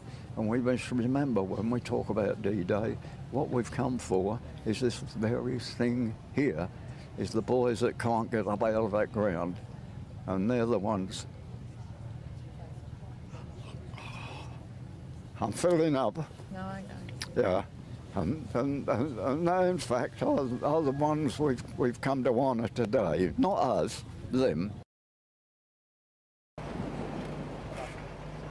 Oh, it really moves you, doesn't it, listening to Ronald Hendry? There is something about seeing a grown man cry, a man of that great generation, being moved to tears looking at the sight of those headstones. And I know, Stephen, we were discussing earlier, it is that sight that is just so hard to comprehend, the thousands of white headstones, and you see the names and you see the ages of these boys who gave their lives for our freedom. It really is the most emotional sight, and it's really hard not to be moved by that very sight. And Robert Hendry, we've just been told, has just given a reading at Versailles, which is the British commemorative event which is taking place right now. So he has been at the front and centre of these commemorative events, which is so right, because we've got to remember the amount of people that died here. 22,442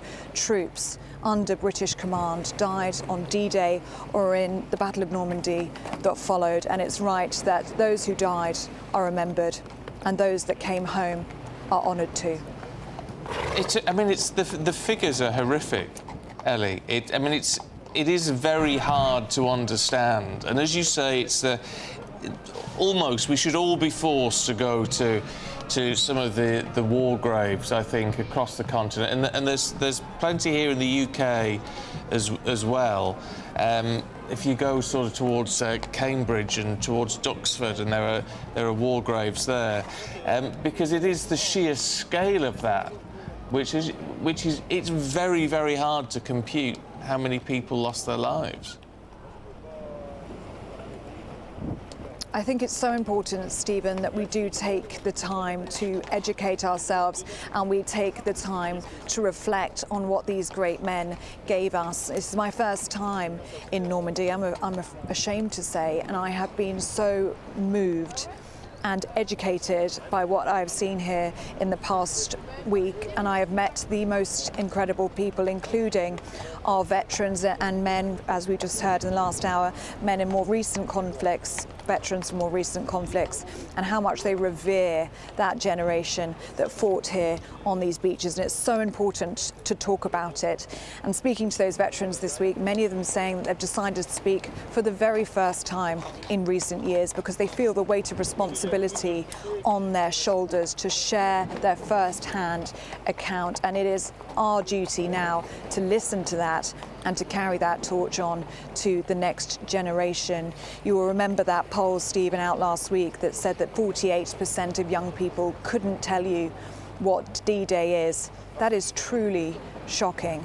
But being here and seeing the children, sometimes as young as 3 and 4, you may have seen me with some children a little bit earlier on this week, they are a testament to the younger generations that are coming through, and they are a great example to their families, because we must remember what happened here and we must honour those men who gave everything so that we could have the freedoms that we enjoy today. What's the phrase? They gave their today for our tomorrow, and it should never be forgotten. Eddie, we're going to be back to you a little bit later on, but for now, thanks very much indeed. It's commemorations not just in France, of course, not just in Normandy, but across the UK as well. Let's go to Lisbon. Doogie Beattie is there for us. Morning, Doogie. Well, hello and welcome to Lisburn. We've just seen the flag raised here, the peace flag to commemorate D-Day 80, and of course it will probably be some of the last commemorations that we've ever seen. But joining me now is the Mayor of Lisburn, if I can just move him, Lisburn City and Castlereagh, Andrew Gowan. Andrew, what other events have we got here today? We have a full programme of events in Lisburn today to mark D-Day 80. We started off with the Town Crier event this morning. We've just had a flag raising ceremony, and we're going up to the War Memorial to lay a wreath alongside the British Legion. Then we're over to Castle Gardens, where we've got an interactive museum, which is really for the benefit of local school children. With about 750, 800 school children coming in, and we want to ensure that they know the story of the sacrifice of those who went before us, who sacrificed everything on D-Day, and that's going to be a big event in Castle Gardens. And then tonight we've got a beacon lighting, joining with cities and communities across the UK in lighting that beacon at 9:45. How much do you think that school children in particular don't really know what is going on, and whose fault is that?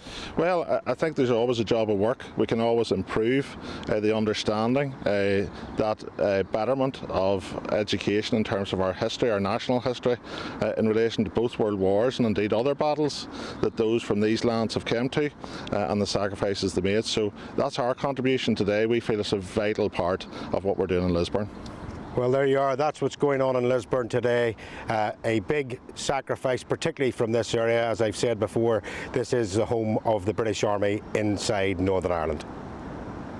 OK, Doogie, thanks very much indeed. Let's just take you to Vers-sur-Mer, which is where the British D-Day memorial is. The Prime Minister is just arriving. Now, there he is. You can see him with his wife meeting the dignitaries there.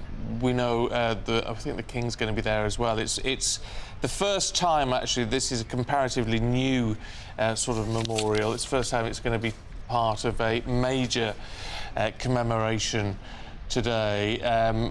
Quite who all the dignitaries are there, I can't quite tell you, but obviously lots of senior members of the armed forces, as well as lots of senior politicians going to be arriving there as well to pay their respects. And it's one of those traditions, isn't it? It's where party politics gets completely put aside, even in the midst of a general election campaign, because it's about honouring those who served, those who gave their lives, and of course those veterans who made it home and are still with us today. 23 making their way over to Normandy today, 26 making their way to the National Memorial Arboretum in Staffordshire. But the Prime Minister there, along with his wife, and we will be bringing more coverage of that. As I say, in the National Memorial Arboretum in Staffordshire, 26 D-Day veterans are going to be there. Jack Carson is there for us as well. And again, this is going to be quite something special, isn't it, in Staffordshire today? But it's a little bit ragged. Yeah, it really is, Stephen. We're just getting the final preparations underway now, the final rehearsals from the Royal Yeomanry, who are the band that are going to be performing throughout the service today. A little bit later is when we're going to get the service here at the Arboretum. 2 p.m. is expected to start, and we are joined by members of the royal family. The Duke and Duchess of Edinburgh will be here, as well as you were mentioning, 26 veterans. Really interesting story that the youngest is 96. Actually changed his age on his ration book in order to sign up. That was how dedicated they obviously were to go and serve for King and for country. There are well over 1,000 guests expected to be here at the Arboretum a little bit later on. OK, Jack, thanks very much indeed. Much more to come on this very special anniversary in just a moment.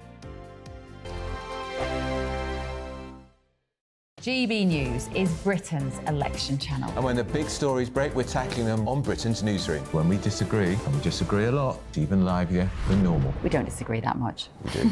His comedy, though, is revolting. I knew her, and unlike you. That explains Beverly Turner's temperament. It's a bit frosty in here, isn't it? You'll have one of me one day.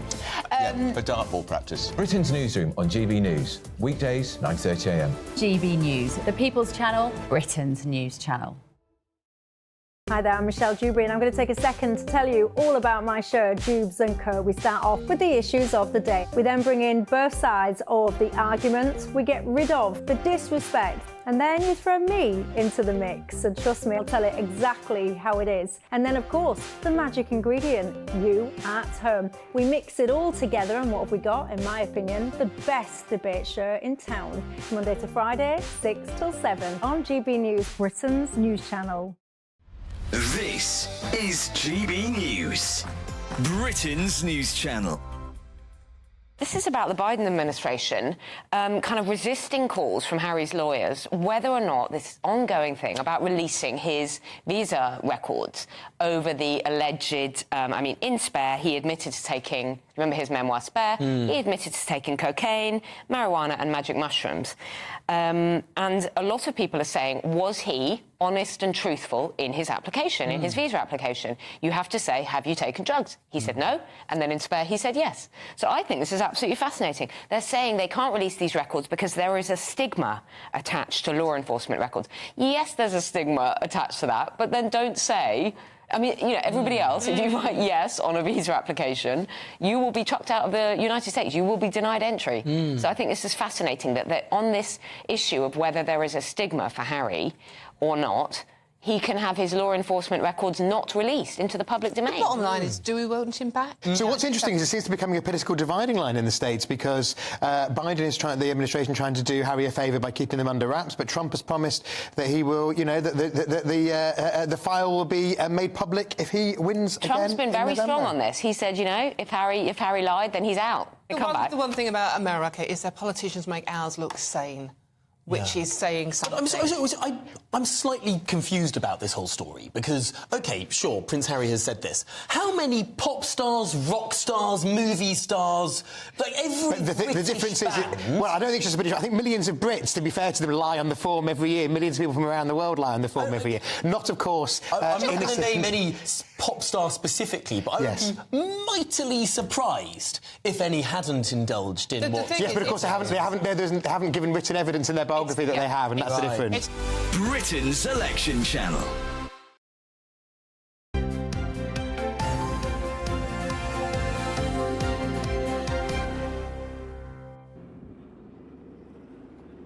Welcome back to this special edition of Breakfast with Stephen Dixon in London and me, Ellie Costello, in Normandy. We're on Gold Beach now, which is where 25,000 British troops set foot on this sand and pushed inward on the 6th of June 1944. We've been reflecting on them and their sacrifice on this very beach all morning.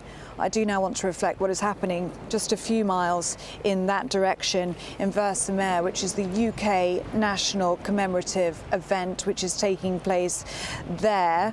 We are expecting a flypast to take place in the next minute or so. It's going to be starting in Versailles, just down the coast, and it's going to make its way over our heads. So we are hoping to bring that live to you on breakfast. And at that event in Versailles, we are expecting to see the King and Queen paying tribute to the fallen soldiers at this UK national commemoration event. It's actually the first time at the Versailles Normandy Memorial that it's been used. It was been built in 2021, the first time that it's been used for a major anniversary. Also in Normandy, we know that US President Biden has just arrived. He's on a state visit to France. The Ukrainian President Volodymyr Zelensky has been invited to this event. And we also know that Canada's Justin Trudeau and the German Chancellor Olaf Scholz will be there too. Rishi Sunak and Sir Keir Starmer are also on a general election pause. They will be here to honour our veterans and honour our war dead. Prince William is going to also be attending a Canadian event at Juno Beach, which is just along on this direction. That was the Canadian beach where so many thousands of Canadian troops set foot on that sand there, and it's important to remember our Commonwealth soldiers in all of this as well. So Prince William will be representing the royal family there. So we are expecting this military flypast in the next few moments. Looking forward to seeing the red arrows.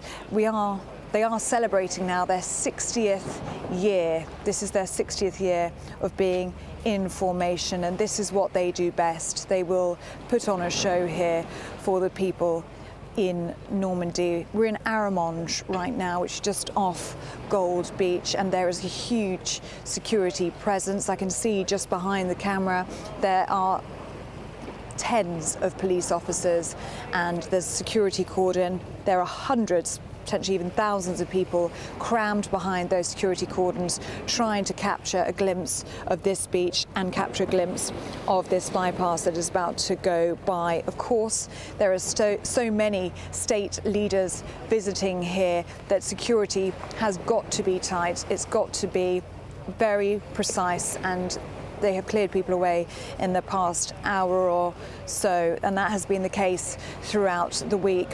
We are expecting, after this event at Versailles and after that flypast that will go past us in the next few minutes, we're also going to hear from veterans like Ronald Hendry that I spoke to yesterday. He's actually just done a reading in Versailles, which really does show that they are at the heart of these commemorative events, which is just the way it should be. We've been talking about legacy all morning, haven't we? We've been talking about remembering their stories, and there is an emphasis this year on the fact that we are seeing the very last of these veterans now. Unfortunately, as the King referred to yesterday in Portsmouth, their numbers are dwindling. Just 23 veterans able to make their way over to Normandy this year, and that's compared to about 230 who were able to make the same trip in 2019. So really important that the veterans' testimony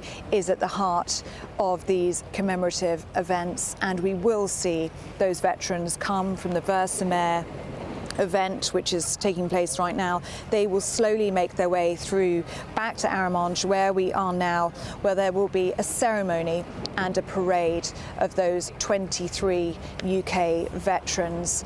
There will be a wreath laying and of course some readings as well, and a military band will be playing. So I imagine that will be a really emotional, just poignant moment in the afternoon of D-Day. Following the conclusion of the parade here in Arromanches, there is going to be a fireworks display here over Gold Beach, that British beach where 25,000 troops stepped onto the sand. And I do also just want to reflect how important this bridge was strategically to the British. You might be able to just see the tide has come in, so it's actually very high water, but you might be able to make out just the top there of the Mulberry Harbour. This was a floating harbour that was built, it's a feat of civil engineering, really, built by the British, and was set up here just off Gold Beach. And the idea was that it would bring in supplies, ammunition, tanks to all of those troops that were now fighting their way through France. And it couldn't have been a successful operation. D-Day and the Battle of Normandy would not have been won without the supplies being brought through Mulberry Harbour. And what a testament to British civil engineering that this harbour is still here today. You can still see it all across the shoreline here at Gold Beach. It truly is incredible, Stephen. Interesting, isn't it? I mean, I can't help but think when we talk about these veterans, and so you interviewed Ronald yesterday, and we've heard from various people over the last week, and they're hailed as heroes now. It's worth remembering these are just ordinary blokes, ordinary lads from up and down the country, and which is exactly the people making up our armed forces today, and it's easily forgotten, isn't it, that these are all the ordinary men, and today men and women of Britain, who fight for us all. Ordinary men, but completely extraordinary, what they did for us here on these beaches in 1944. And they would call themselves ordinary, they would call themselves just people doing a job. But we know that it's so much more than that. We know that they are our heroes, that they paid the price. Even the ones that came home were never quite the same again, were they? So we know that they're heroes. We will call them as such. But it is striking when you talk to the veterans, like I spoke to Ronald yesterday, and at the end of the interview, I held his hand and I said, "Thank you so much. It's an honour to meet you, and you are a hero." And he said, "I'm not a hero. It's the boys on the ground. They're the true heroes. They don't want to be commended for what they did. They just see it as a job that they had to do and a job that they got on with." Just remarkable how humble they are. Will we ever see their like again, Ellie? We hear this time and time again, don't we, when we lose touch with the generations who lived through this, whether we would do what it takes if we were ever in that situation again. I think those are thoughts that many of us are reflecting this morning, Stephen. I was here just before dawn this morning on Gold Beach. I was looking at Mulberry Harbour, and as we were just describing it, is the feat of civil engineering.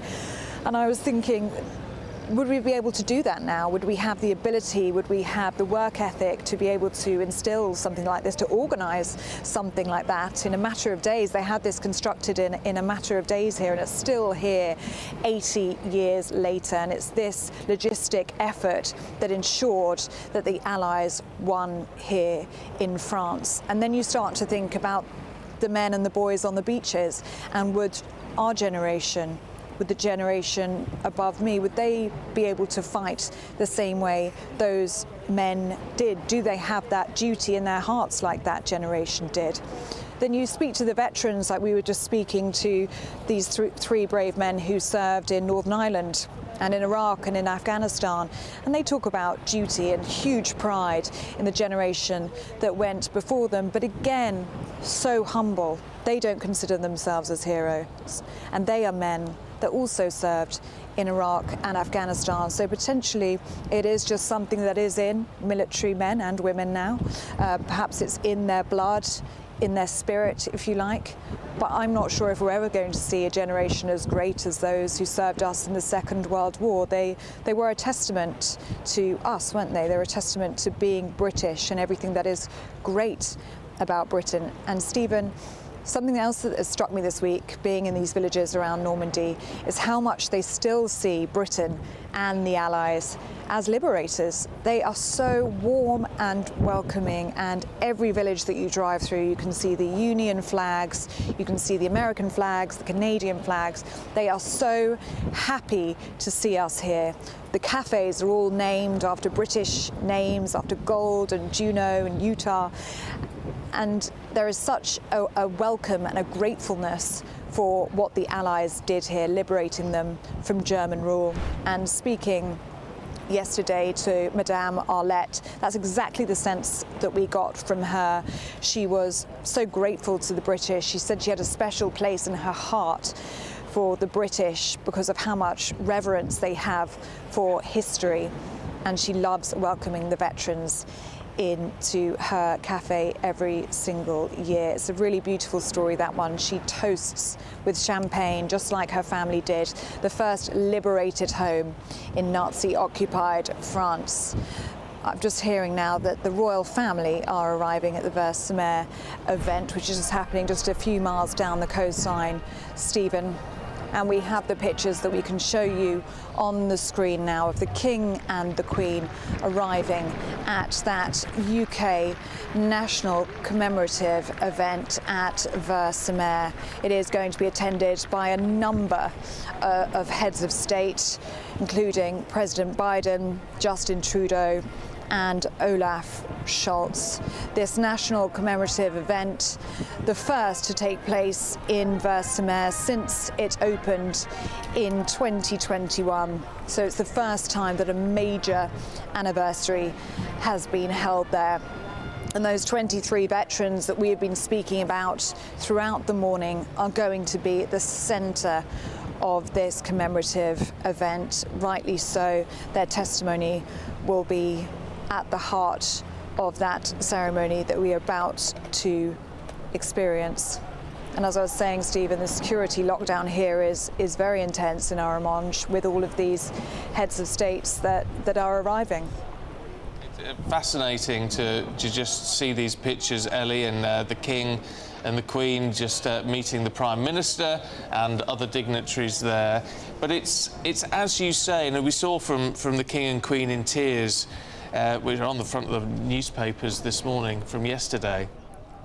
It is someone who we hold in such high regard as the King, who will be paying his tribute to those veterans who are there today, because these are the men who serve King and country, and that's what matters, doesn't it? And it's that deference that is paid to the veterans, which is so important in how our country operates and how our royal family operates, actually, which I think is a really beautiful thing. Just such respect to these men paid even by our King and Queen. That's exactly as it should be. Exactly as it should be, Stephen. There's always been this special relationship, hasn't there, between the royal family and our armed forces. And as you say, those who serve in the armed forces serve for King and country, or Queen and country. And it is something that I've been thinking about this morning, how much the late Queen Elizabeth would want to be here, meeting those veterans. They're around the same age as she would have been if she was still with us. They will be all too aware, Queen Elizabeth, the late Queen Elizabeth and King Charles, of the sacrifices made by these men for our country. And we heard from the King yesterday, didn't we, addressing the crowds at the event in Portsmouth, and he was paying tribute to those courageous men, talking about their courage, their resilience, their solidarity, all of those involved in this historic invasion in Normandy. We know that it was a pivotal point in history in defeating the Nazis, and the King reflected that yesterday. And as you just alluded to, we also saw Queen Camilla, didn't we, pictured in tears, talking to a veteran, Eric Bateman, who was recalling his memories of D-Day. And Stephen, it's almost impossible not to be emotional talking to these veterans. They are so precious now, so very few are left, and their testimony is more important now on this anniversary than it has ever been. So we will be hearing their testimony in Versailles at this event that is about to take place, and also later on at this Veterans Parade. And I hope they feel honoured, and I hope they really do soak up the love and respect and the admiration that they have from all of the crowds here. Yesterday I was seeing a veteran just walk through the main street in one of the villages here, and he was stopped by almost every single group of people along the street from all over the world, and his hand was shaken and they all said thank you. And I really hope they feel that overwhelming sense of love by everybody here, because they should be at the heart of these commemorative events, and they should be who are honoured and revered today and always. It's interesting, we talked when Sophie was down on Gold Beach earlier on with one set of family members of people who were D-Day veterans. But also with them their 4-year-old granddaughter, Ellie, and that's got to be the way forward, hasn't it? As young as that child was, it's from the earliest age instilling a sense of history and letting them know what was given, how much was given by so many for the freedoms we enjoy today. Well, it should be something that everybody takes upon themselves as a duty to learn about what happened here if you can, to come to Normandy, to walk upon these beaches, to see the war cemeteries, to see the thousands of graves lined up in rows, to see the names and the ages of these young boys and men who sacrificed everything for the freedoms that we have today. I had a really emotional moment yesterday, Stephen, with a 13-year-old girl. She's in the Sea Cadets, and she came here with her cadet group, and she found the gravestone, the headstone of her great-grandfather. It was the first time that she had seen it, and she took me yesterday to see this headstone, and you can only imagine the emotion from that 13-year-old girl seeing that headstone of her great-grandfather who died when he was just 21 years old. And I asked her if she knew his story and what happened on D-Day, and he died a hero. He was inside a tank with one of his friends. They were shot at. He got out. He managed to get free, but then realized that his friend was still stuck inside the tank and injured. So he went back into that tank to pull out his friend, and then he was shot and died. And his friend that he had saved lived for a few more days in a hospital and then died of his injuries. So speaking to that 13-year-old girl yesterday who had heard about this story for her whole life, but then brought herself to Normandy with her cadet group, it was completely overwhelming for her to see that headstone, which was so beautiful and pristine, and to see the age that he died at, just 21, but died a hero and a good man, saving his friend and laying down his life for his country. Absolutely remarkable. And it's all these thousands of individual stories like that which make up the great tapestry of our history when it comes to that particular conflict. We're watching the images from Vers-sur-Mer, where His Majesty the King, Her Majesty the Queen have arrived, meeting the dignitaries there, including the Prime Minister and various politicians who were there, because of course, quite rightly, party politics get put aside. And as Ellie's been telling us, the centre of the commemorations there today will be the veterans, those 23 veterans who've been able to travel over for this 80-year anniversary. They're very much the centre. We're going to hear from some of those throughout the course of these celebrations, these commemorations this morning. But we're also waiting for that flyby as well, which is going to be quite something. The Red Arrow's involved in that, so we understand. And now that the King and the Queen are in position, hopefully that will be taking place imminently. We know it's something the royal family particularly enjoy, these great flypasts, and it will be something to behold, a great sight to behold.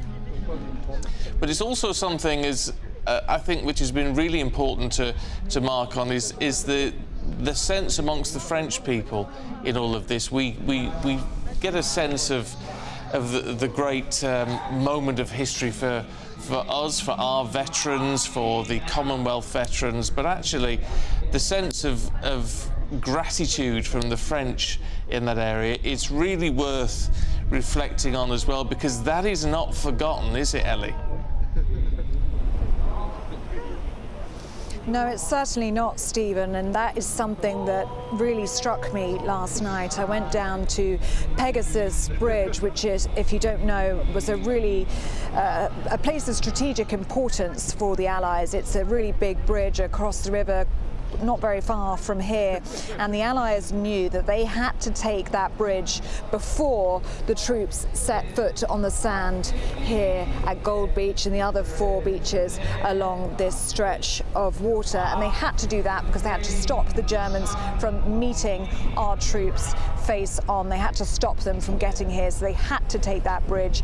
And many people don't know that D-Day actually began just after midnight on the 6th of June 1944 with British airborne troops gliding into a field by Pegasus Bridge.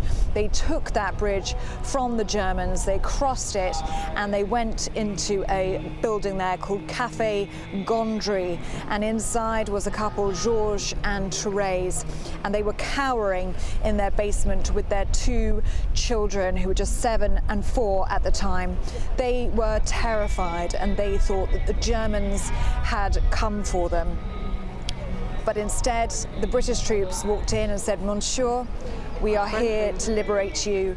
We are British." And they hugged and they kissed. And Georges, the father of the household, went out to the garden where he had buried all of his alcohol. We heard 3,000 bottles of alcohol. And he said to the British troops, "This is now yours." He was trying to hide it from the Germans. They opened their very best bottle of champagne and they toasted to those British troops who had liberated them. Life had been very difficult under German rule, and this family were so delighted to see the British. They saw them as a ray of hope. And that little girl in that story, that 4-year-old little girl who was cowering away in the basement, is now an 84-year-old woman called Madame Arlette, and she now hosts a champagne toast for British veterans that come to Café Gondry every single year on D-Day, and it's a beautiful ceremony that she hosts still every single year, opening her very best bottle of champagne and toasting to those veterans. And I was speaking to her last night, and she even raised the fact, because it's on everybody's mind this week on this 80th anniversary of D-Day, that ceremony is getting smaller and smaller every year, and she says that now is the time that the torch needs to be passed on to the next generation. We can never, ever, ever forget what happened here. So I spoke to Madame Arlette last night, the first child to be liberated from Nazi-occupied France. This is what she had to say. He was aware because he was warned by the last British spy just shortly before it was due to happen. So we are extremely grateful that they arrived very quickly. And I will correct you, if I may. Yes. Because you were in English timing. I was in German timing, so 23:16. And indeed, 2 bridges, but the one at the foot of the cafe was the important one to the family, because had the Germans succeeded in blowing it up, then the house would have gone up with it, and perhaps the family as well. So we are very grateful to the British who have risked their life to give us the freedom which we all enjoy today. And tell us about what you did with the British troops, because your family did something very special to those men that came in and liberated you. That is absolutely right. My father had hidden his wine, his champagne and liquor, so the Germans would not find it, or he would be forced to sell it. And so in the garden, almost 3,000 bottles. But when the British troop arrived, and they were to be comforted, also to say thank you to them, Daddy said to the British soldiers who were digging the trenches, "Dig it up, it's all for you." Such a wonderful lady. It was such an honour to meet Madame Arlette and to hear how grateful she is to the British, even now, for everything that they did for her family and her country after the 6th of June 1944. And that was something that struck me, Stephen, was the almost carnival atmosphere near Pegasus Bridge last night. It's been such a somber week, rightly so. We are thinking about these great men who sacrificed everything for us and for our freedoms that we so enjoy today. But last night was a celebration of those British airborne troops who liberated that first home in France in 1944, because that is the other side of this story. It's a story of loss and sacrifice, and it's also a story of freedom and liberation. And that is what Madame Arlette wants to focus on: the liberation of France, the liberation of Western Europe, and then indeed victory in the Second World War. And it all started here on D-Day. It's that odd mix, actually, as I hadn't really thought of it like that, Ellie, but as you say, that mix of these very sombre thoughts, but also a celebration. And it's quite right as well to be a celebration, isn't it? As difficult as that is, as painful as some of the memories are, but having that sense of celebration, of the fact that, you know, we triumphed in the end, even though it came at a tremendous cost. The juxtaposition between the joyful scenes at Pegasus Bridge last night, people were drinking beer, they were barbecuing. It was absolutely packed around that bridge and around Café Gondry. There was a fireworks display just after midnight. The drinks were flowing. Totally juxtaposed with my experience earlier on in the day at Bayeux War Cemetery, which is indeed the largest war graves cemetery in Normandy for Commonwealth graves. And it's thousands and thousands of white headstones with names and ages on them, absolutely pristine and just so beautiful. But there was an event held there by the Royal British Legion yesterday afternoon, a commemorative event, and the Princess Royal, Princess Anne, was there speaking to veterans. And as we just alluded to there, that special relationship between the royal family and our armed forces, that was on show yesterday with the Princess Royal, who is just remarkable in her job. I sat and witnessed her sitting around the tables. Many of the veterans now can't stand, and she moved around and spent a good 5 minutes with every veteran that she could to hear about their experience here on D-Day and to hear their testimony. She was quite clearly moved by what she was hearing, as was Sir Timothy Lawrence, who was also there. And then they actually had an afternoon tea for those veterans who were the guests of honour at this commemorative event. And then those veterans, along with Princess Anne, made their way out into Bayeux War Cemetery, where there was the most beautiful service, not a dry eye in the house, Stephen. The last post played, and there were testimony from the writings of troops on D-Day that was read out. And there's something about hearing the diary extracts of 18, 19-year-olds and the fears and the thoughts that they had, the things that they saw that they should never have seen at that age, but they did so because they knew they were fighting for the greater good and the greater cause, which was for our freedom and for the freedom of Europe as well. Absolutely right, Ellie. I don't know if we can see those, whatever's going on.